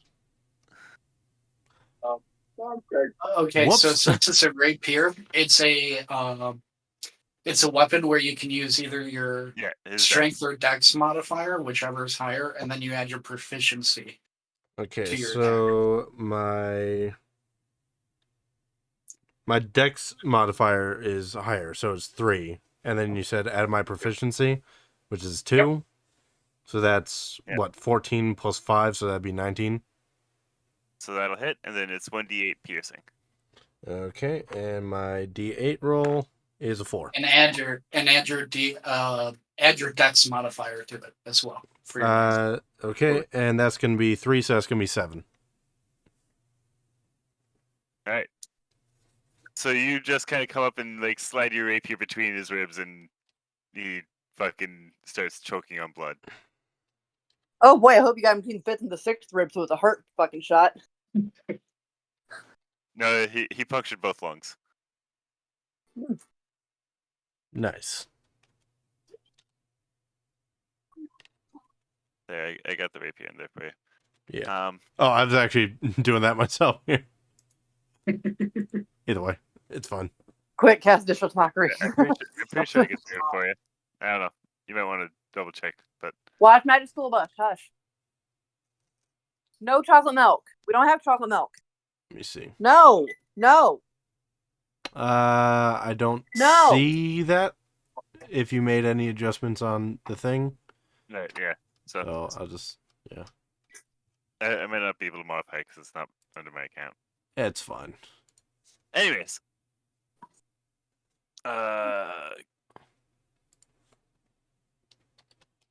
Luna, I need a dexterity saving throw. Dexterity? Yep. Do. Whatever for that. D20 again? D20. And then added your dexterity mod. Okay.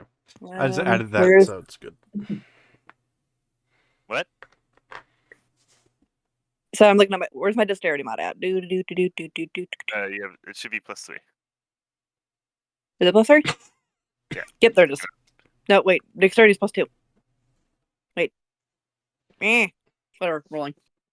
For me, 18. Section 18. All right. 18 plus whatever. You see a ball of acid fly past you and splash against the wall. And then it's Grundy's turn.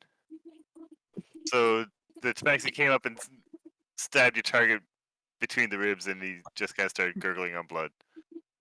Yeah. You got one mage to the left threatened by Lady Airbeth, and one mage to the right. No. Never mind, you got the one mage to the left, because Luna killed the one on the right.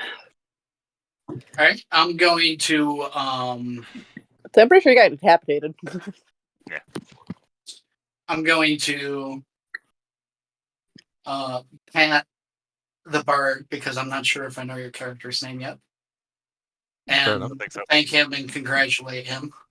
And then I'm going to move into position to threaten the next one, and that'll end my turn. Alright. Grungy? Or not Grungy, Yeah. Garrett? You also heal 1 HP as the guy in all of the armor like touches you on the shoulder and gives you a compliment, and it makes you feel really refreshed, and you recover 1 HP. Nice. I'm back up to 5. Because I took 5 damage earlier, right? I think that's what you said. Mm-hmm. Okay, yeah. So I'm up to 5. Yep, you took 5 acid damage earlier, Garrett. And then Lady Erebeth cuts to the last mage, and that will end this combat. Yay! Woo! I I would like to thank the DM for not being cruel and giving all the mages magic missile. That could have been horrific. I had already gone with the fact that they'd cast mage armor on themselves and magic missile at Lady Erebeth before you guys came into the room, so they were just sitting there trying to fling cantrips at her the entire time. And then they turned around and see you guys and like, oh fuck, more guys, and start flinging cantrips at you guys. Dumbasses. So, yeah. I suppose I should pull out another D20. So, you guys are now in a room with Lady Erebeth, who's breathing a little heavy from exertion and stuff, because there were a couple of magic missiles that, hit home and that sort of thing. Yeah. Understandable. Yeah. I would like to go up to her and ask her what's going on.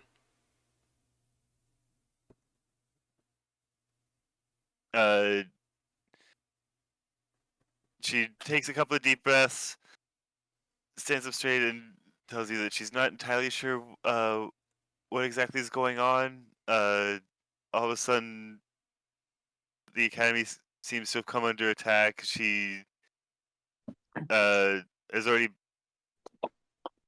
passed a bunch of dead faculty in the hallways, and some of the younger students and all that, and a lot of the staff. She fears that it might have to do with something that she's calling the Water Davian creatures,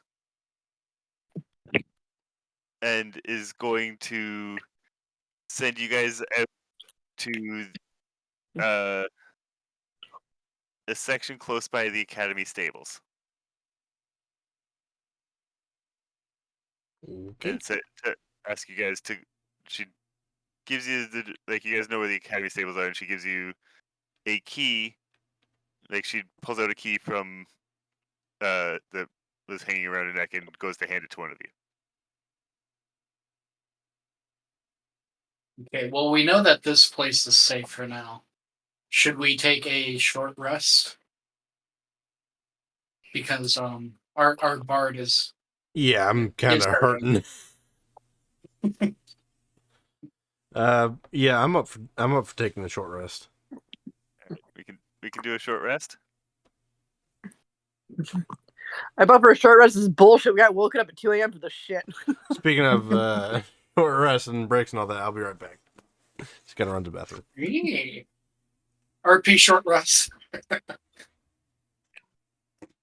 So for the short rest, we're gonna need Garrett to probably roll his hit dice for recovery. Yeah. Also being a little greedy because that'll give me my second wind back.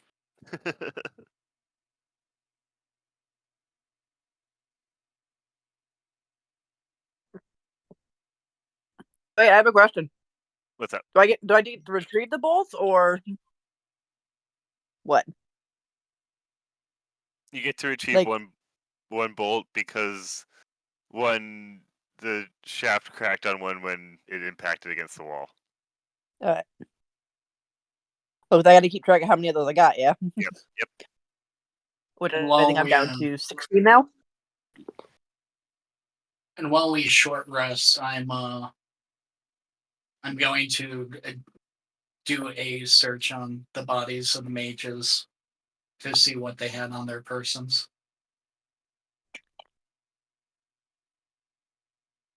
Grave robbing, I'm down for it. They each had a dagger.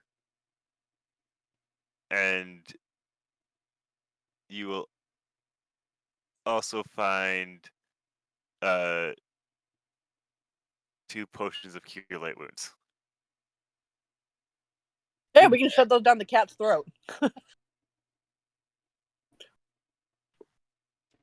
And yeah, okay. I'll grab one of the daggers, and then the 2 healing potions. I'll give one to Luna and one to Garrett when he gets back to make sure they have them.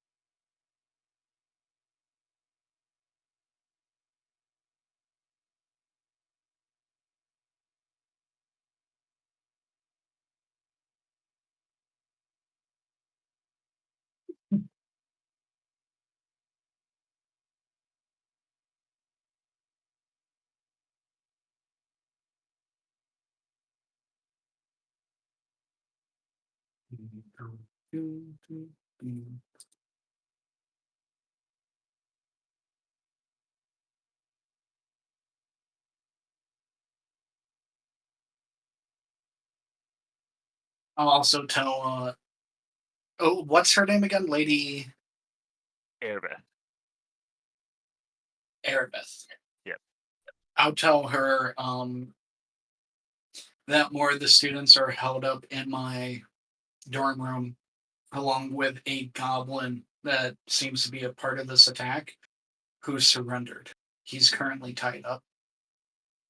Tell her Yeah. that she should hold up with them, just to help protect not only the students but herself as well. All right. She will thank you for your concern, and will keep in mind to send any more injured or wounded that way. But she feels that her place is out here, trying to defend the academy as I have paladin tier. returned. Sorry. Okay. But Oh, back- you're good. Add a potion of light cure wounds. Garrett. Yep. Yeah. I'm giving you a potion. Thank you. You found a couple of potions on the mages, so Grungy gave you one. Yeah, you and Luna both get one because you're a little squishier. It's more important. Yeah. The danger zone is real. I understand it. That's why I stay back. I dodge. True. I'm going to write that in on my sheet real quick. Yep.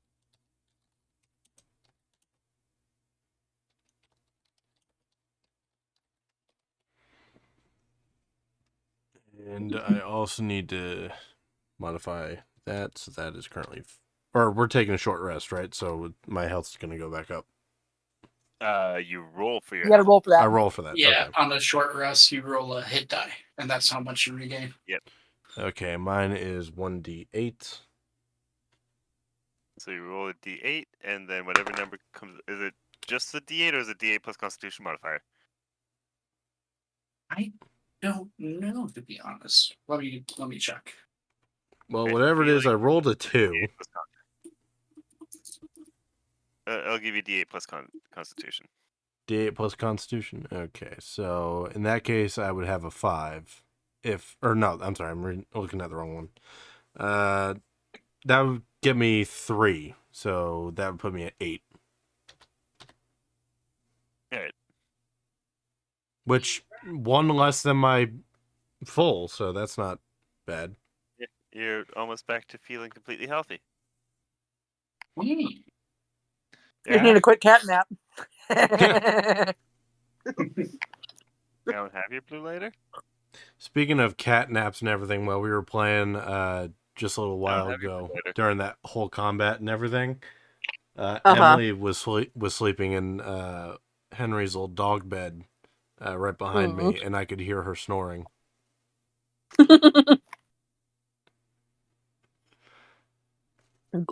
Good. Is there All anything right. else happening during the short rest? The only thing that I'll do is also bring over the daggers to them and offer them as well from the dead mages. If anyone else needs a dagger. I've got one on me already. As I do I. appreciate them. Mm. So Big everyone knife. has daggers. Yeah, I grabbed one of their daggers. Yep. Mm.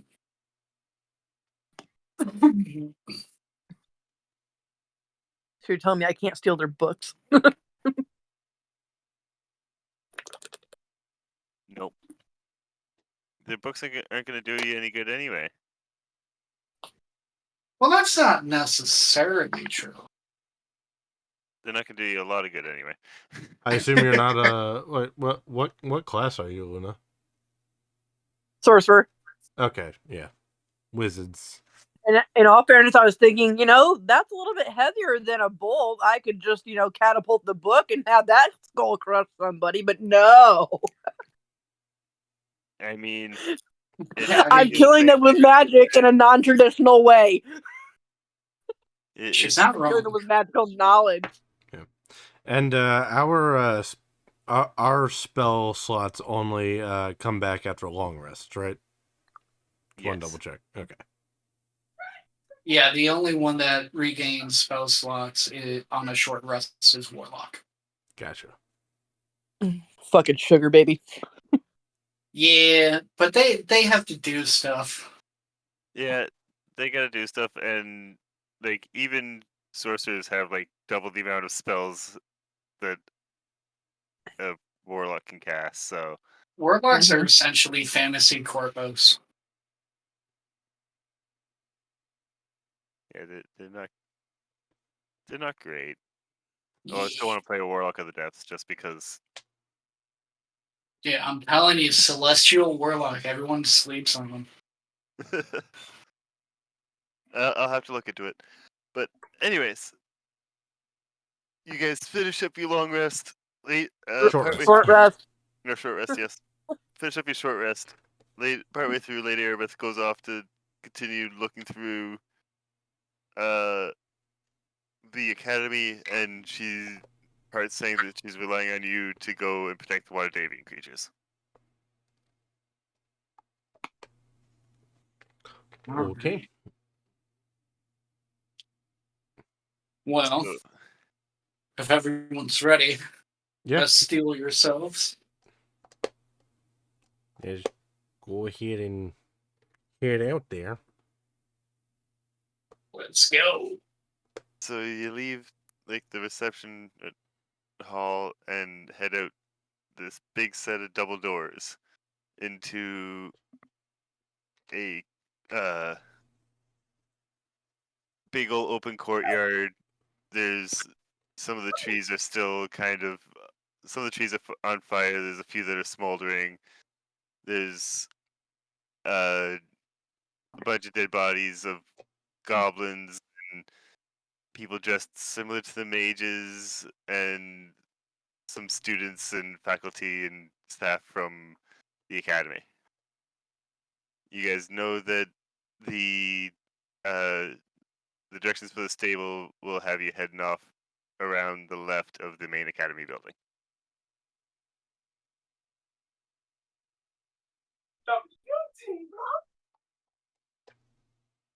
All right. Yeah. How would you guys like to proceed?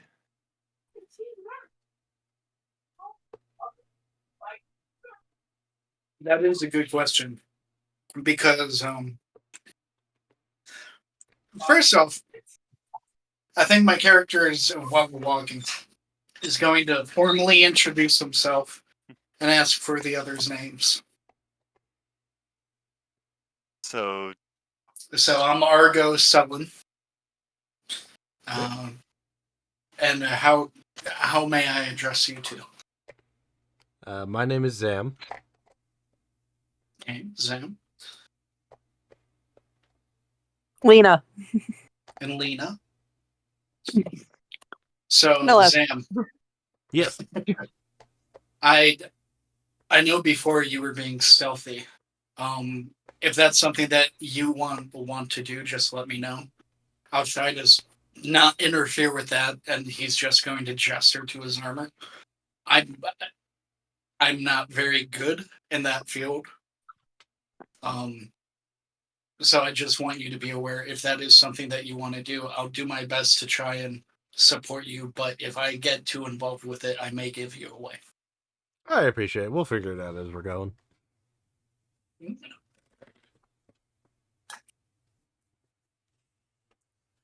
So you're all gonna- good. gonna just start walking off along the left of the academy building, heading towards the stables. Yeah. I think Yeah, that's- keeping an eye out to see if there's any slight wounded. Roll a perception. Oh no. Okay. Well, you're gonna Oh, keep an eye out. 19, 21. Nice.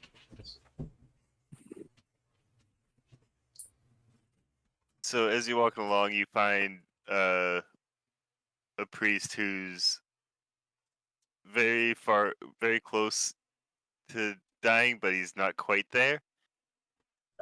What would you like to do with that? I would like to take my time and stabilize him with my healing kit from the adventurer's pack. All right. And if I can move him, I'm going to move him in an area where he's not easily seen, so that he's afforded a bit of like rest, so that if there's any ne'er-do-wells around, they don't take advantage of him in that state. So you gotta stabilize him and then go put him in the bushes about 10, 15 feet away. Yeah, make sure that he has some concealment. All right.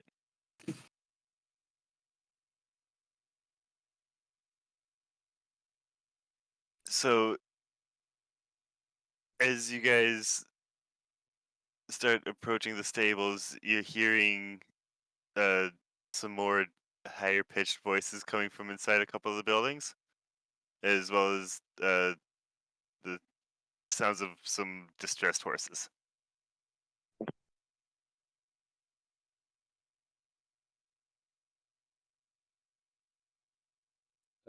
Can I make a perception check to listen to see if there's anyone else in there besides those voices and horses? Yes, you can. You Uh, might be able to try and figure out. So that's a 13. 13. Mm-hmm.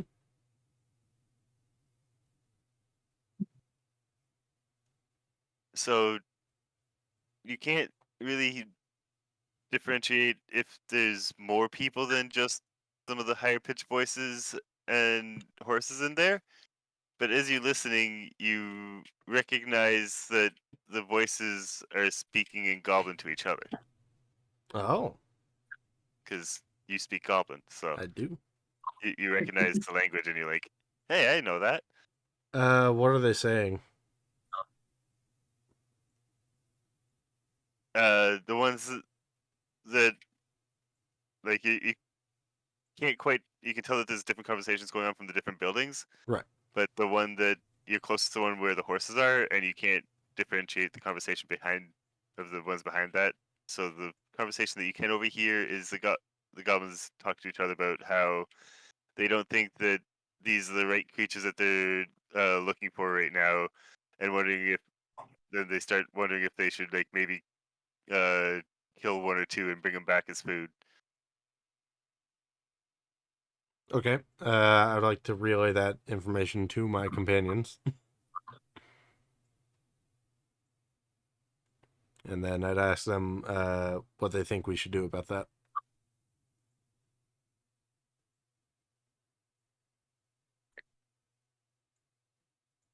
Well, if they're looking for food, they might be being used out of desperation. So I'd like to try to take as many of them alive as possible if that's the case.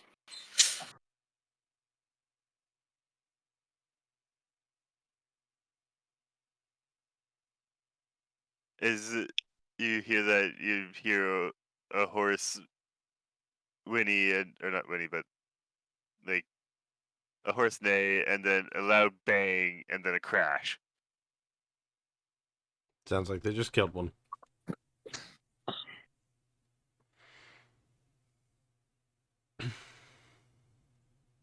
Well, what would you two like to do? Because right now I'm thinking we try to talk some sense into them. I'm up for trying. And you seem to speak their language, I do. so I speak I that. mean, we could try to say, "Yo, we have your buddy," sort of thing. well, We're taking care of him, so we can persuade them to join us. I don't think we should necessarily lead with that, because if they're desperate, they may see that as more of a threat. That's why we're taking care. Yeah. We're caring for and protecting their friend, sort of thing. Right, but these seem like desperate creatures if they're killing horses for food in stables. Yeah. But I'll leave the finer point of the discretion up to you two. But I am going to try to take as many of them alive as possible. And with that, he will sheath his sword and put his shield back on his back. Take care of your plate, Christoph. Well, thankfully, I can do unarmed combat, so I can knock them out if things go wrong without killing them. True. You hear another bit of a squeal, and then kind of like it sounds kind of like a wet crunching, and then there's something that hits the door to the stables Ew. from the inside. And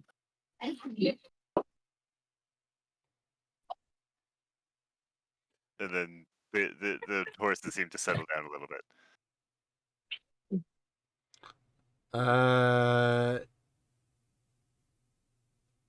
Can I move up and like crack the door to like investigate what's going on in there?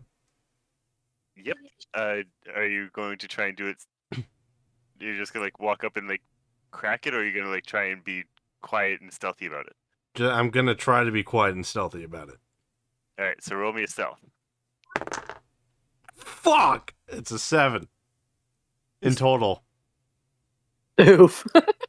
Bro, I have a +5 to my stealth. So I rolled a fucking 2. Is Putting he a jingle bell on the fucking cat. as you're walking up to the door, you kind of trip over your own feet and like fall against the door, but it doesn't. As you catch yourself and you press the latch and creak it open, and there's like a goblin with its chest caved in, leaning against the door. He got kicked. There's a bit of like a horseshoe in right around its solar plexus. The mage calls out, "Dinner served."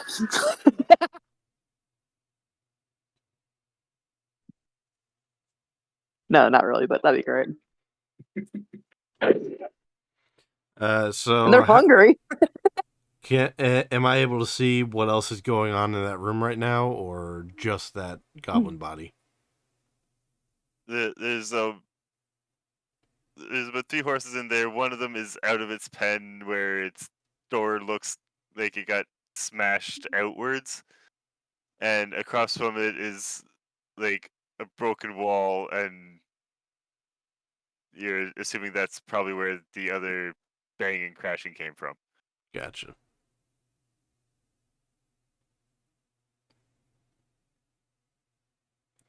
I'll wait for. Well, I guess I'll. And if Once you guys it- recall, the water deviant creatures were in a different building by the stables. I personally think we should just move on to the next building because that's what was her name, Lady Arbaleth Arabeth. or Arabeth. Yeah, that's what Lady Arabeth was concerned about. So I think we should maybe keep moving on to that All right. because it doesn't Sounds really good to seem me. like anything super big is happening over here at the moment. Yeah, it just looks like a goblin got fucking crunched because it was being stupid and scared a horse. All right. Well, what kind of doors are these? The ones on the stables, Yeah, are they like the kind that swing open or slide? they swing open. Okay, in that case, I'll agree and then cut off another section of rope and tie the door handles together. Kind of keep them closed. All right. Simply so we don't. One less thing to worry about. Yeah. All right. We can come back to this. Hey, So yeah. as Grungy's tying the door closed, you guys hear a bit of a commotion from the building 2 buildings down. And there's a few different voices that are and sounds that are coming out from that one right now. Okay. Chris, come sit down. I would like to approach the building and see if I could hear what is being said from outside.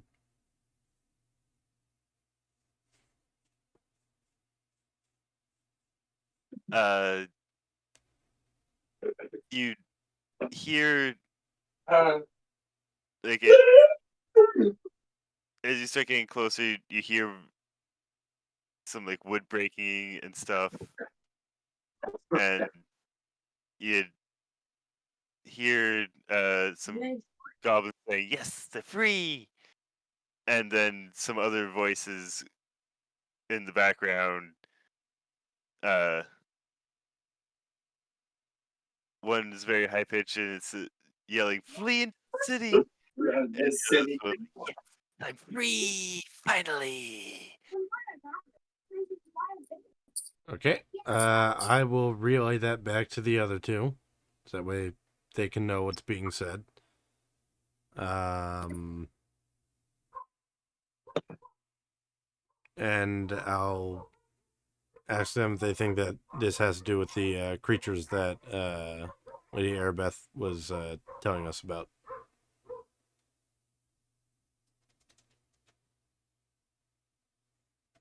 I think so. At that, Argo is going to re-equip his longsword and shield, and start to make his way not into the building, but setting up and getting ready.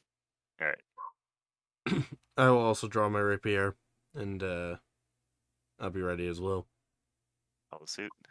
Luna? Crossbow loaded up just to be safe. Yep. All right. So you're all going to go get in position in front of the doors to that one? Yep. Yep. That's city. That's a city. That's a city. That's a.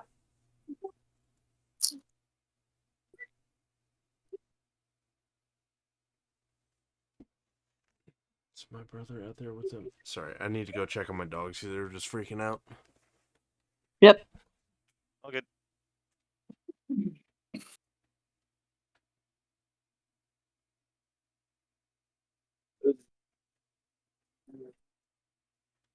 Boys.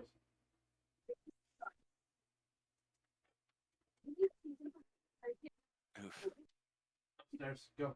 Hey, upstairs. Thank you.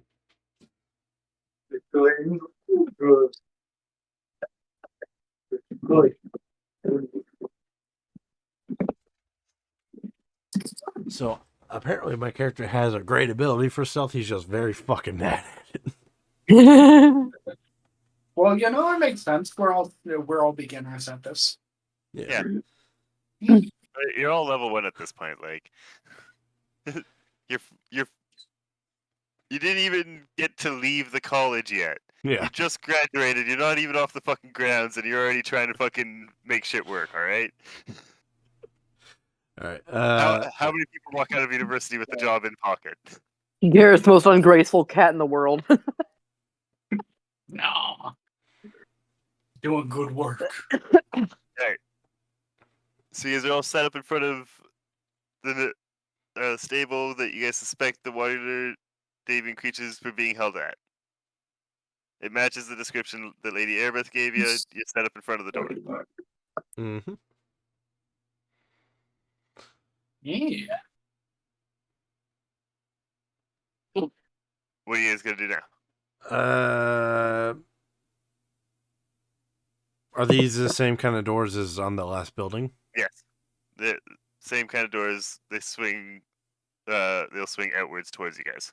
Are they able to quietly open? Possibly, but you don't know how the goblins are arranged In inside. position, yeah.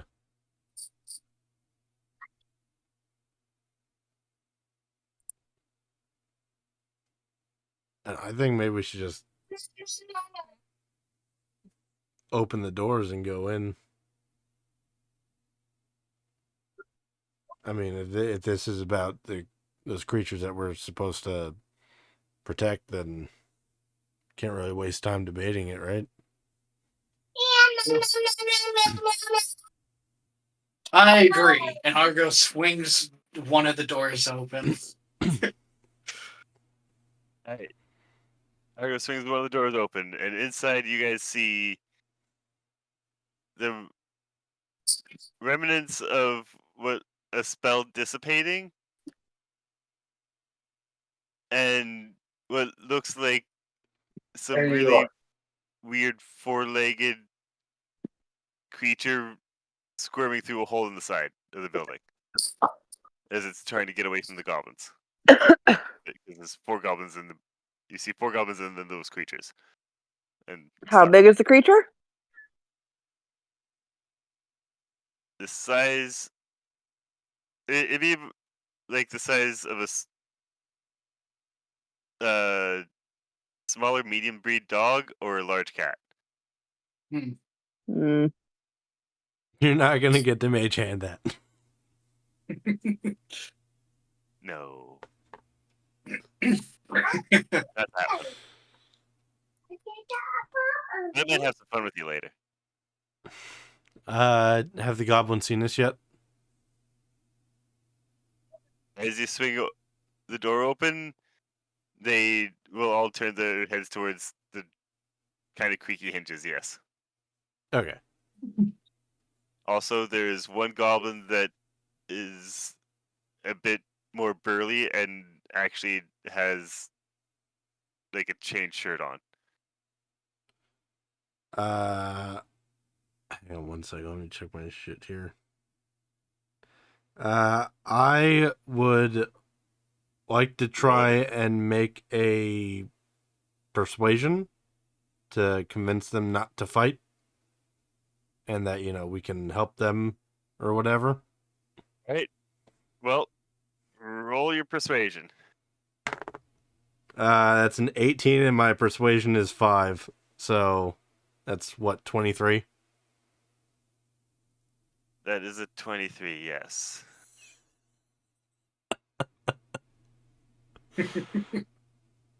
But, I mean, Lala.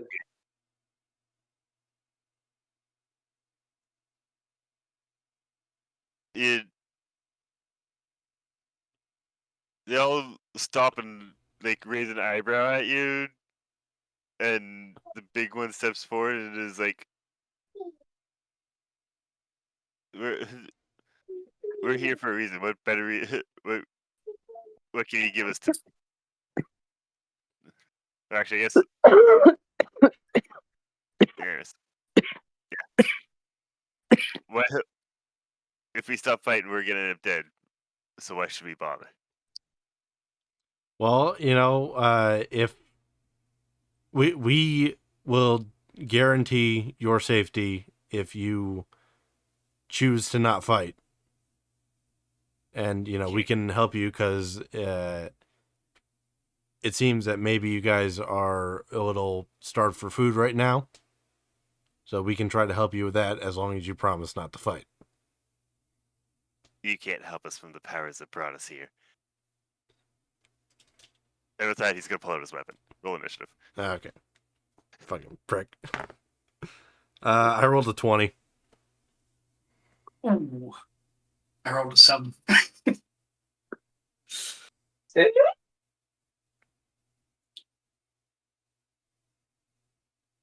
All right, 1 second here.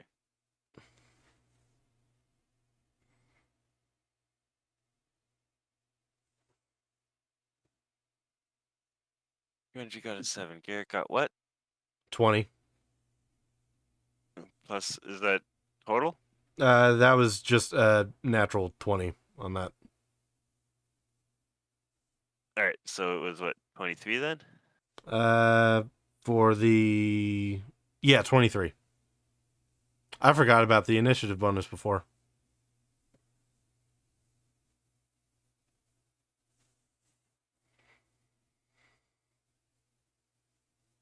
I gotta Luna? remember that. What's up? Initiative. Sorry. I get back to my dice. I came out to roll a joint really quick. I just got it lit, so.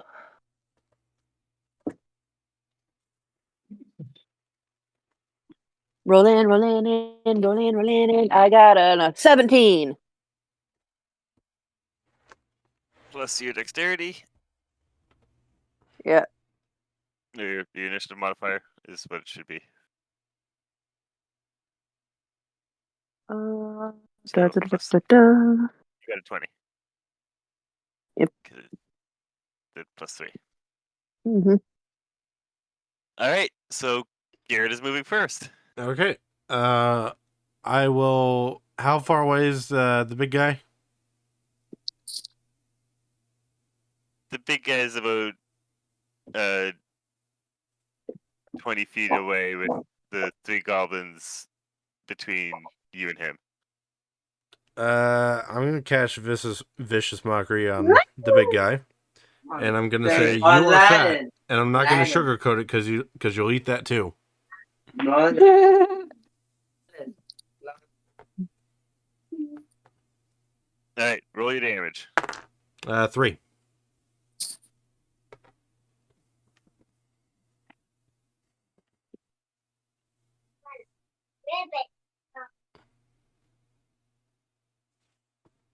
All right, so you see him like look down at his belly and like put the hand holding his shield on it and be like, I am not.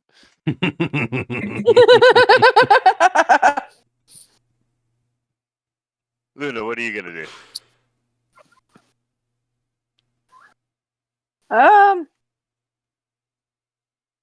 mean, fighting seems like it's gonna happen regardless, sort of thing. But Oh yeah, we're in combat now. yeah. Fuck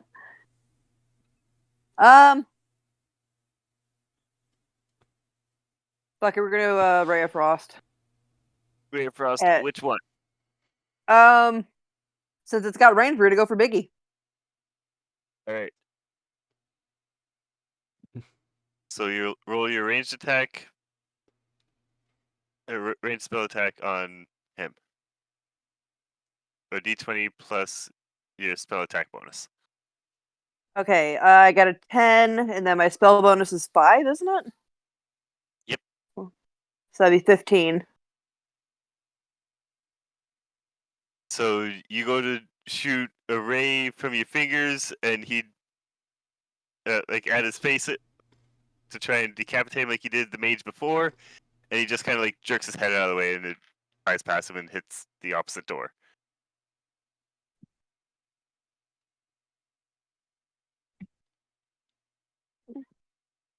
Next, Grungy? no. Next is the goblins. Oh, next goblins I got. One of them is gonna pull out its club, and the other two are going to pull out a bow. They already had their clubs and bows, but yeah, one's pulling out this club, the other one had their bows, and they're turning around to shoot at. One's going to shoot at Grungy, and the other at Garrett. What is? So the one that shoots at Grungy misses, and the one that shoots at Garrett also misses barely. Nice. So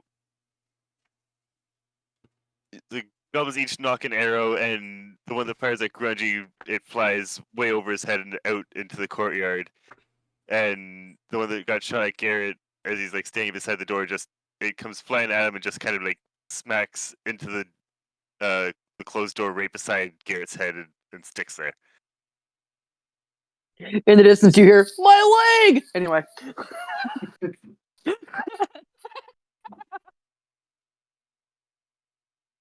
Well, he said it flew off to the courtyard where all those other fucking people were. It's a chance. Grungy, what are you gonna do? It's just a druid wild shaping. I'm going to charge one of the goblins with a bow, All right. and I'll take a swing. Huh. Does a 12 hit?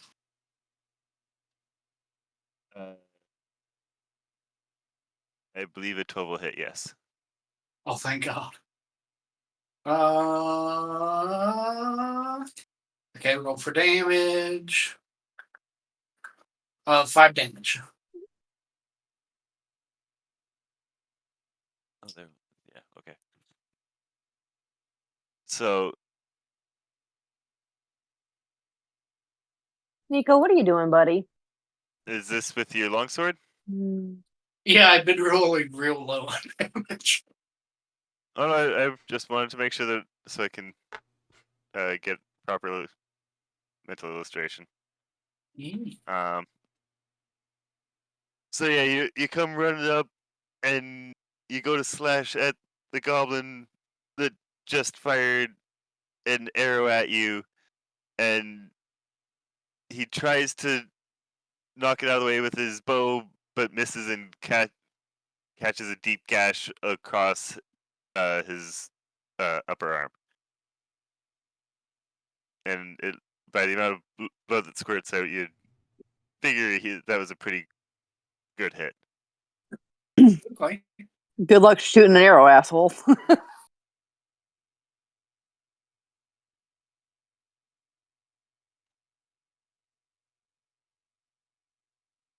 So afterwards, after that, the big goblin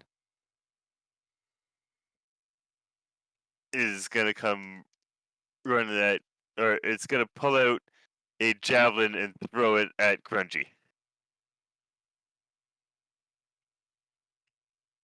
Which a 19 hits, yes? Yep. That one rolled well. How much, boss?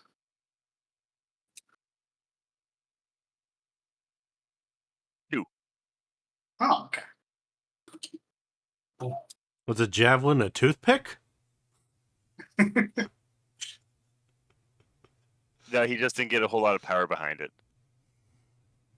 So like, as he's kind of stumbling, he kind of lets go a little late, and so it like catches Grungy across the side of his calf. So it doesn't get a good hit on him, but you know, it still kind of nicks you and doesn't feel too nice. Garrett. I know exactly what you're doing. That shot was horrible. Vicious mockery. That's what I was actually thinking. I'm gonna vicious mockery. I'm gonna say, "Nice throw, fuckface." She forgot about a thing. Because I need to roll that again because I forgot that he had disadvantage there. Actually, that javelin didn't hit you. Oh, okay. Oh, so this is gonna be even funnier. Yeah. So nice throw, fuckface. My Yeah, God. the javelin also goes out into fucking courtyard, My and leg! then Nice throw, fuckface. Your aim's bad, and you should feel bad.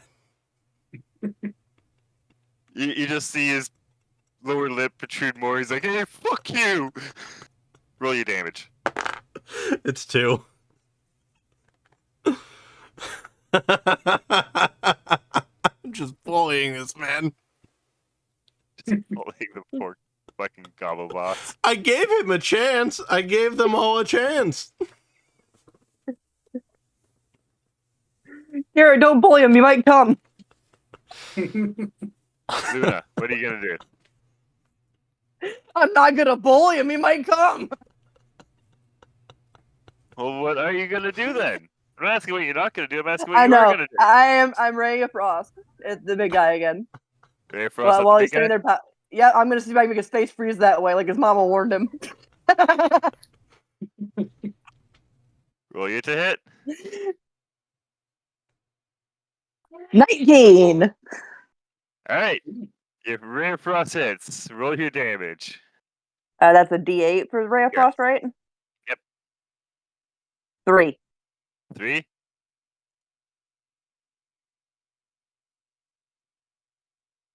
So Yeah. your Ray of Frost hits him in the shoulder of the arm wearing the shield, and you kind of see the chain around that area get really frosty, and a little shivers start running through him. Good. Cold metal sucks. The one in combat with Grungy is going to drop its short bow and pull out its club. The one with its club is going to come and swing at Grungy and completely miss. And then What was that? the one that shot at Garrett last time is going to shoot at him again, and this time it's going to hit. Okay. And remind me again what I need to do for that. I roll damage. Okay. And you're going to take 5 damage as an arrow embeds itself right in your shoulder. Fuck. Okay. I know what I need to do next then. Not die? Oh yeah. Because you're at, what, 3 health? Yeah. Grungy? The goblin I wounded, is it still standing? It's still standing. And Garrett, you're beside a big door, so you could just kind of hide behind the door. Yeah. Alright, I'm gonna swing on the wounded one. Alright. 13? Yep. Okay, and I hit for 5 damage.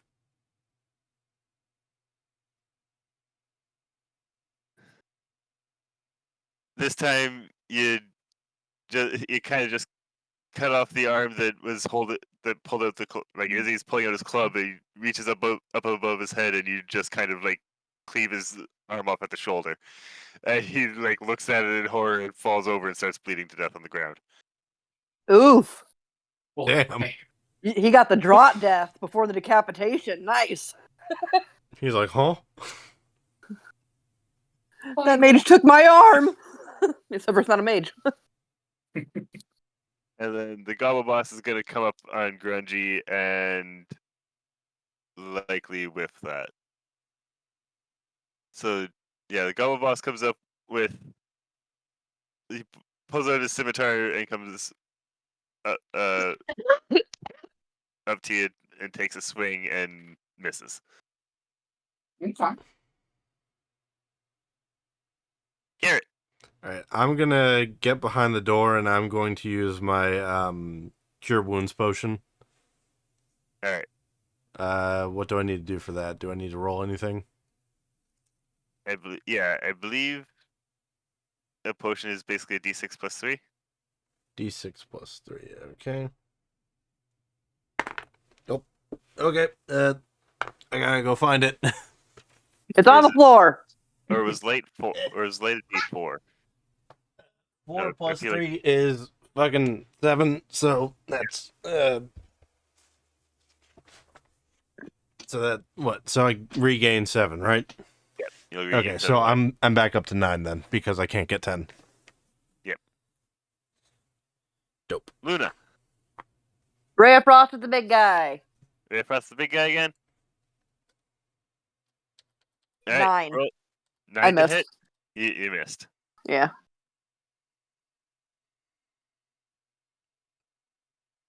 Fuck you, Google Dice. If I sit out here and have a fucking joint, you're going to jail. So the That one works for that the other was set. the one old gum that was setting Grungy takes a swing at you again, and you just kind of raise your shield a bit and it bounces off. The goblin with the short bow is going to hit Luna for Wait, the guy with the short bow switched to a club and he had his arm cleaved off.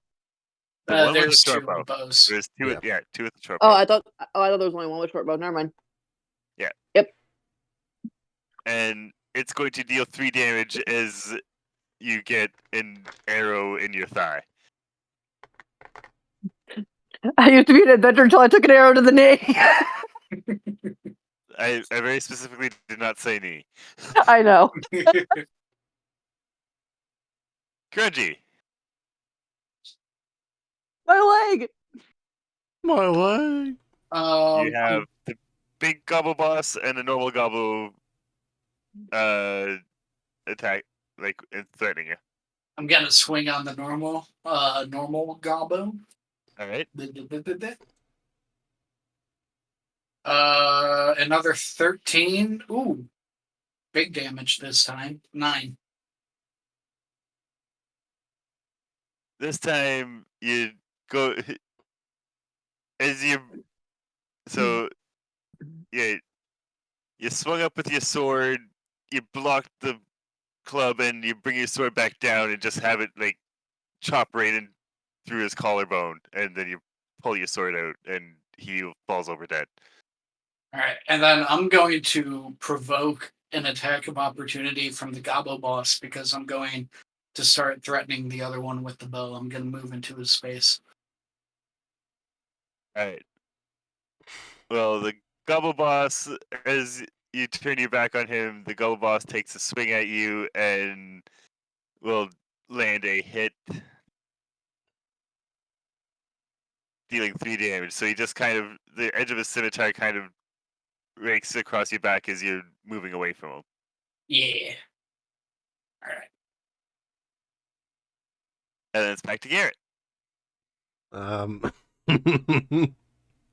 So I'll come back out from behind the door so I can see everything. And I'm going to vicious mockery the same guy, the Gobble Boss, and saying, "Good job, you finally hit something other than the metric of disappointment that you've set for the rest of your life."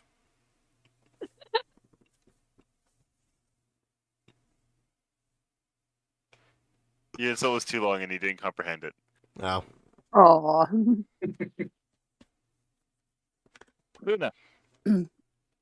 Ray of Frost is the big one. Roll it. 19. That one's gonna do a solid hit.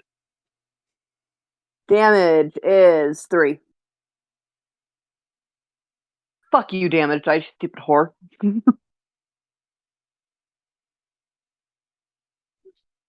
So this time you hit him solidly in the chest with the ray of frost, and it kind of looks like he stops breathing for a second as his heart skipped a beat, but he's still standing and looking not too happy.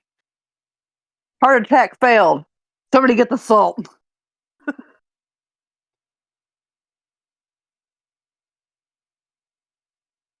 So the one that Grundy starts threatening isn't going to drop its bow. It's going to try and shoot at Luna again, and that arrow is going to go into the courtyard. And then you're going to hear a little scream as someone's like, "What the fuck? No! Worst day ever!" Grudgy. You're telling me this thing just fucking flipped and just spread my weed all over the table almost. Attacking the bow goblin. Oh, I'm missing. Oh, Jasper. Oh, that's a good dog.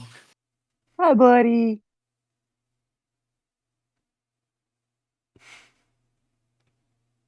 Yeah, I miss with a 6. Oh my boy.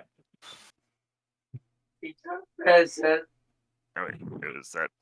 Yep. So the Gobble Boss is gonna move towards Garrett and take a swing, but Garrett's just gonna like sidestep kind of towards the door, and the Gobble Boss is gonna miss. And it's back to Garrett. I'm going to Wow. swing at him with my rapier. All right. All right, And Jasper, that's hold on a second. After we're done this, I will let you outside. that is the D20, right? Yep. All right, I rolled a 12, plus my dex is 3, so that's Plus 15 super plus a three. proficiency is that 17? 17. That gonna hit? And 17 is gonna hit. Okay. And then it was which one?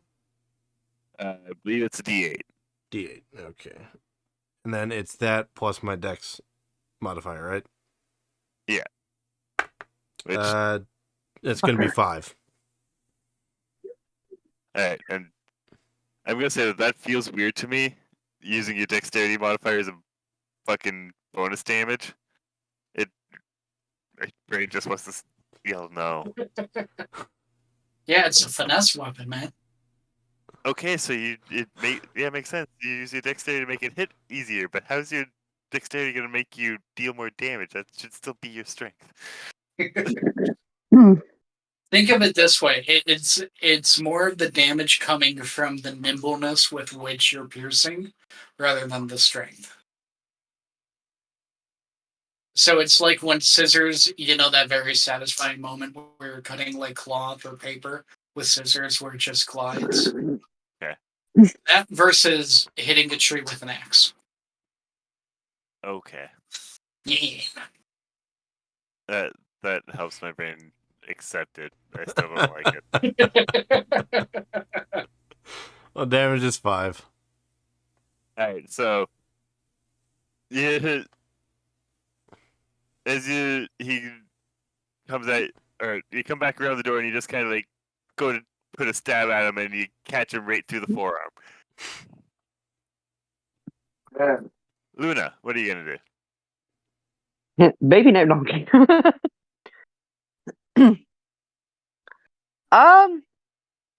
We're gonna crossbow bolt. Or no, you know what? No, I'm not gonna bother. Actually, no, it's already loaded, so I can just shoot it. So I loaded it before we did this encounter, and I Yep. haven't shot it yet. So yeah, I'm gonna just shoot at this fuckface. And I think we might have messed up in your character a little bit because it might be the attack bonus includes your proficiency. Yes. Okay, so yeah, you actually have a +5 to hit for your crossbow. Oh, so actually, I probably should have hit a couple of those, eh? Yeah, Oh. you might have actually hit the other ones or one of the other ones. Eh. Anyways, 20 if I hit. I got a 2. I didn't hit. I missed. Oof. your bolt goes and lands in one of the stable doors, like for one of the pens.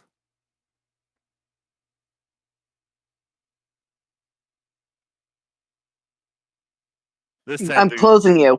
Fuck this you, time dice roller. the Go to jail. goblin with the short bow is gonna drop its bow and pull out its club. Actually, it's gonna pull out its shield this time. This is gonna pull its shield first,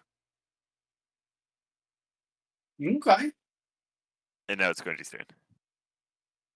Swinging on the gobbo. All right. Okay, 18, That's a hit. and then 7 damage. So it pulls out its shield, and you kind of do like you go to like fake it out and just it moves its shield the wrong way, and you just like cut straight across its chest, and it falls over dead.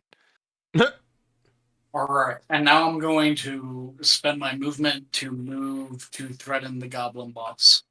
You're already threatening him. He moved to threaten you. Oh, okay. Because it's just him now, right? Yep. Yeah. And he will, as you cleave through the goblin in front of you and turn around, he takes a swing at you and lands a hit, dealing 3 damage back to you. Okay. So he just kind of catches you across the side with his scimitar as you're turning to face him. Yeah. Garrett. Okay. I'm gonna stab him again with my rapier. I rolled a 10. Does that hit? Probably not. No. Didn't think so. So you went to like try and stab him again, but you were also kind of worried about hitting your new friend in all the armor, so you kind of just whiffed. Fair You enough. stabbed the end, but were recovered and didn't make it look too bad. Yeah. Luna. Ray of Frost. Okay. Roll. I gotta reopen it because I put it in jail.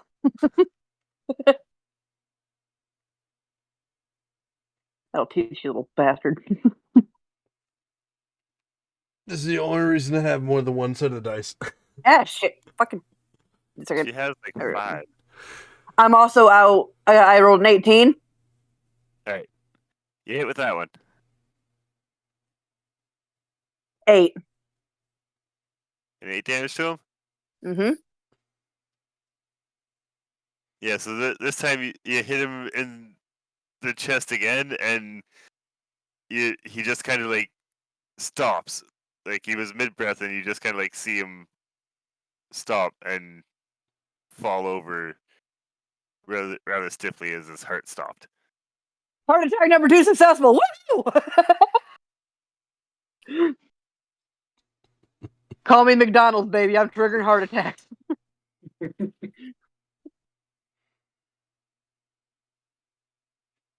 So, with the falling of the goblin boss and his minions, this is looking from the directions that Lady Airbreath gave you. This was the stable that was housing the water Davian creatures. Okay. How about we rob their asses? We already murdered. Might as well rob their asses. Yeah. Can I check what's on their bodies?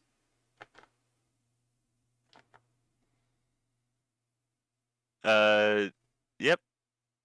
You can check what's on. You can check what's on their body. Yeah. Okay. Do I need to roll for that at all or no? Yes, perception. All that happens. I rolled a 15, and that is a +2, so I got a 17.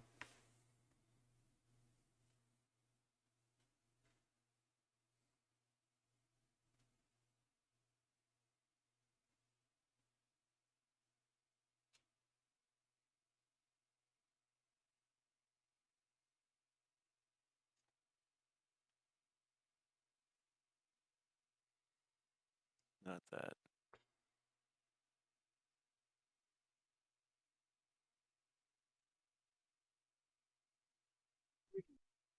And you said you got a 17? Yep. So you find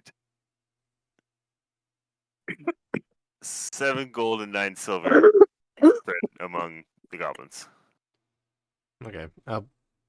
I'll take those. They're so hard up for food, but they can't go fucking buy it. So you said 7 gold and how many silver? Silver, I believe it was. Yep, 9 silver. 9 silver. Okay. And then And 2 horses would feed a lot of goblins for a day or two, whereas that's not going to feed a lot of that little bit of gold is fair chunk of gold. But you're also like searching around the stable, so some of that golden stuff has been stuff that got dropped in the hay and shit. Teach little idiots about money. I would.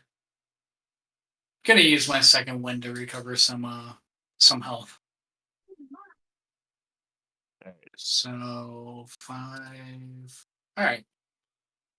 Puts me close to full. So shortly after you guys finish searching around and that sort of thing, as you're searching, the one pen seemed to be a little slimy. Another pen had some really big chicken feathers in it. You found some scales in another one and some really odd leaves in the last. I would like to investigate the slimy one. Slimy one? Yeah. Alright. Rolled a 9 plus 3, so that's going to be what? 12. Yeah. Roll d12.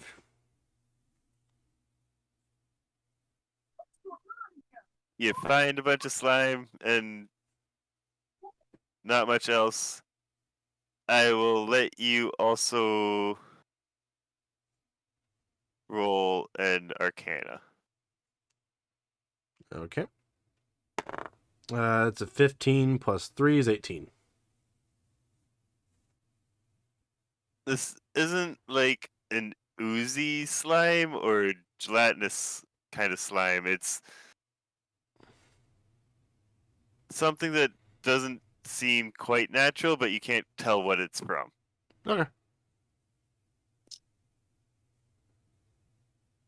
I'm gonna take the chain shirt off of the goblin boss. You gonna take the chain shirt off the goblin boss? I'm gonna take the chain shirt off the goblin boss. Alright. Should I cast Mend on that to fix it up? Because it kind of got fucked up, right? No, it's fine. Yeah, I'd say it's fine.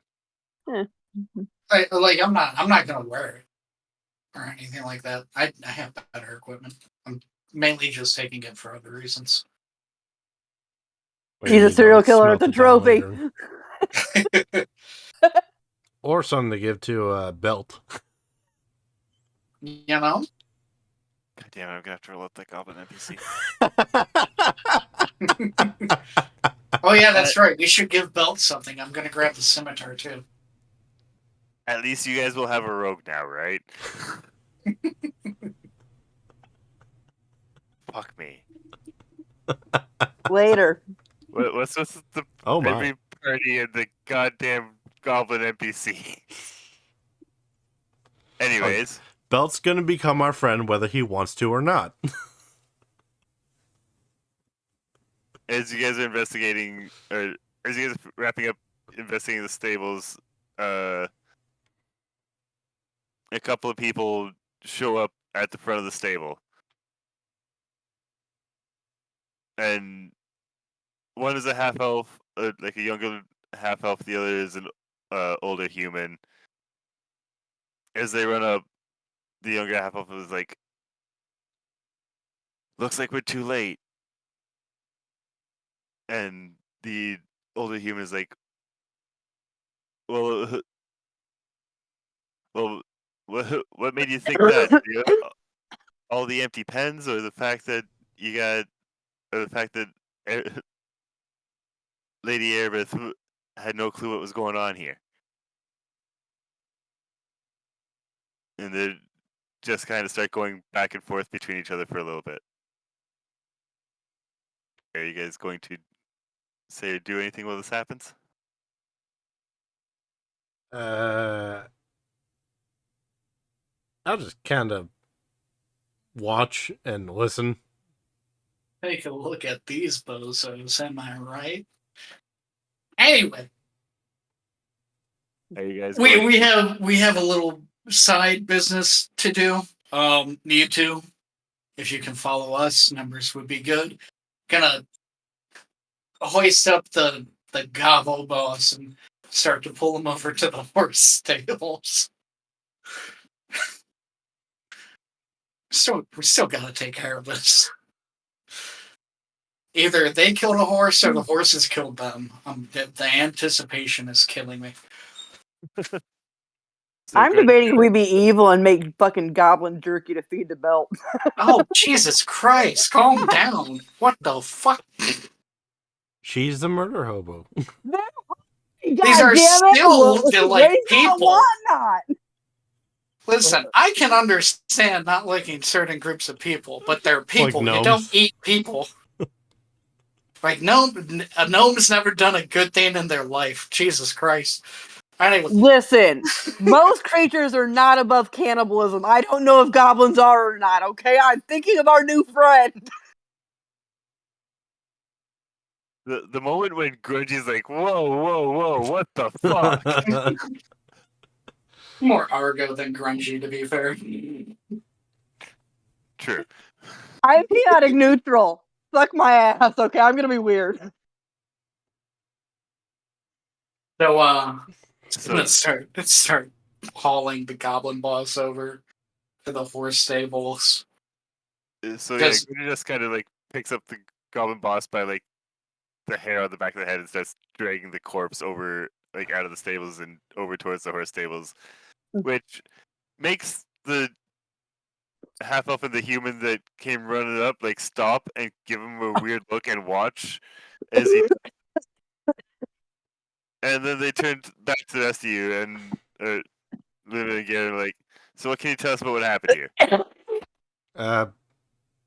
We killed some goblins. We don't know what happened. Yeah, that much Would is clear. anybody be interested in a barbecue? I can cast bonfire on this corpse that this other guy is carrying. Yeah, we can see that you guys spot some goblins. What happened to the creatures? One of not them was like trying to get out of a wall, but like I don't see him around here now. Oh, so the Devourer got out. What about the rest of them? Uh, Were there any signs? Not that I remember seeing. So all of the creatures got out. What are we gonna do about the cure now, Penthick? And that half elf will turn back to the older man and is like, I'm not sure I guess we're gonna have to go ask Lord Nasher or confer with Lord Nasher and Lady Erebeth and establish a plan. And at that point, the half elf turns back to you two, and is like, "Will you guys be willing to meet with us at the Halls of Justice in about 3 days?" Sure. Anything to help. All right. We thank you greatly for all of the assistance that you have provided us, and for everything that you have tried to do. It is a pity that the creatures have escaped, but we will figure out how to address this. We will go to figure out what how to deal with this interruption, and we'll likely be leaning on you guys for your assistance in the future. And with that, they walk back off towards a side entrance into the academy.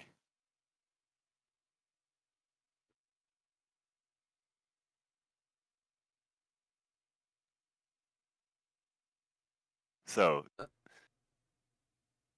Grungy, what are you gonna do with the gobble boss in the horse stables? So I'm gonna untie the doors, put the rope back in my sack, open them, open the doors, just fling them open. Argo's had enough at this point, and he just yells, "All right, I'm tired of killing goblins. I'm tired of killing wizards. this is your boss. Either line up to die in an orderly fashion or line up to be taken prisoner. I don't care which. Or line up to be cooked and fed to your brethren. The horses all kind of look at you and like whinny and stamp a little bit. Oh my God, what's that? Yeah, as you fling the doors open, the goblin with Yeah. its like, caved-in chest kind of flops back as it doesn't have the door to support it anymore. Bonus meat. So there's no goblins in here? There's no living goblins in there now. There's no... Well, that was simple. Good work. While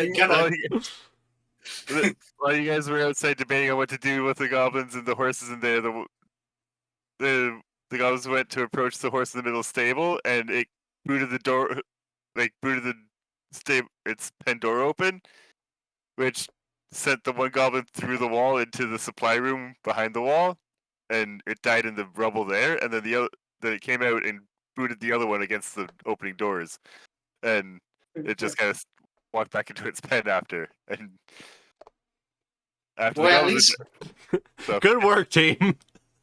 at least Belt has a title now. Isn't that right, Soul Survivor? and I have another character to make. Yay, thank you. Yeah. But yeah, that They'll is vote with about, him friends. that is about what I had set up for today. It's actually perfect because I gotta start getting ready for work soon. Yeah. I am going to be giving you guys everyone a level for at the completion here. So when we typically you would level up during a long rest, but also considering that we're gonna have like a 3-day time skip, you guys will get to level up in that time. Nice. That sounds good. I have one final query, good sir. All right. I'm going to loot the goblins that were killed by this majestic steed. Might as well, They right? also had scimitars and shields. Oh, what was the first part? They each had a scimitar and a shield. Scimitars and shield. All right, I'll collect the scimitars. All right. You gonna grab a shield for Belt? Yeah, I'll grab a shield for Belt. All right. So we are going to have a level 1 goblin rogue that will be joining us for the next session as well. Yeah. 'Cause- yeah. I'm assuming that you guys are going to I'm assuming you guys are going to be recruiting them. You're gonna try I to. still might Probably. kill him. Probably. I probably wouldn't recruit him, but I would argue for his for fair justice because he did surrender, and as far as we know, he hasn't killed anyone. So you're going to err on the side of just kind of setting him up and kicking him out of Neverwinter then? I would argue that he should attend adventurer school. He should be a little recruit, better himself. Clearly, he has the drive for it. All right.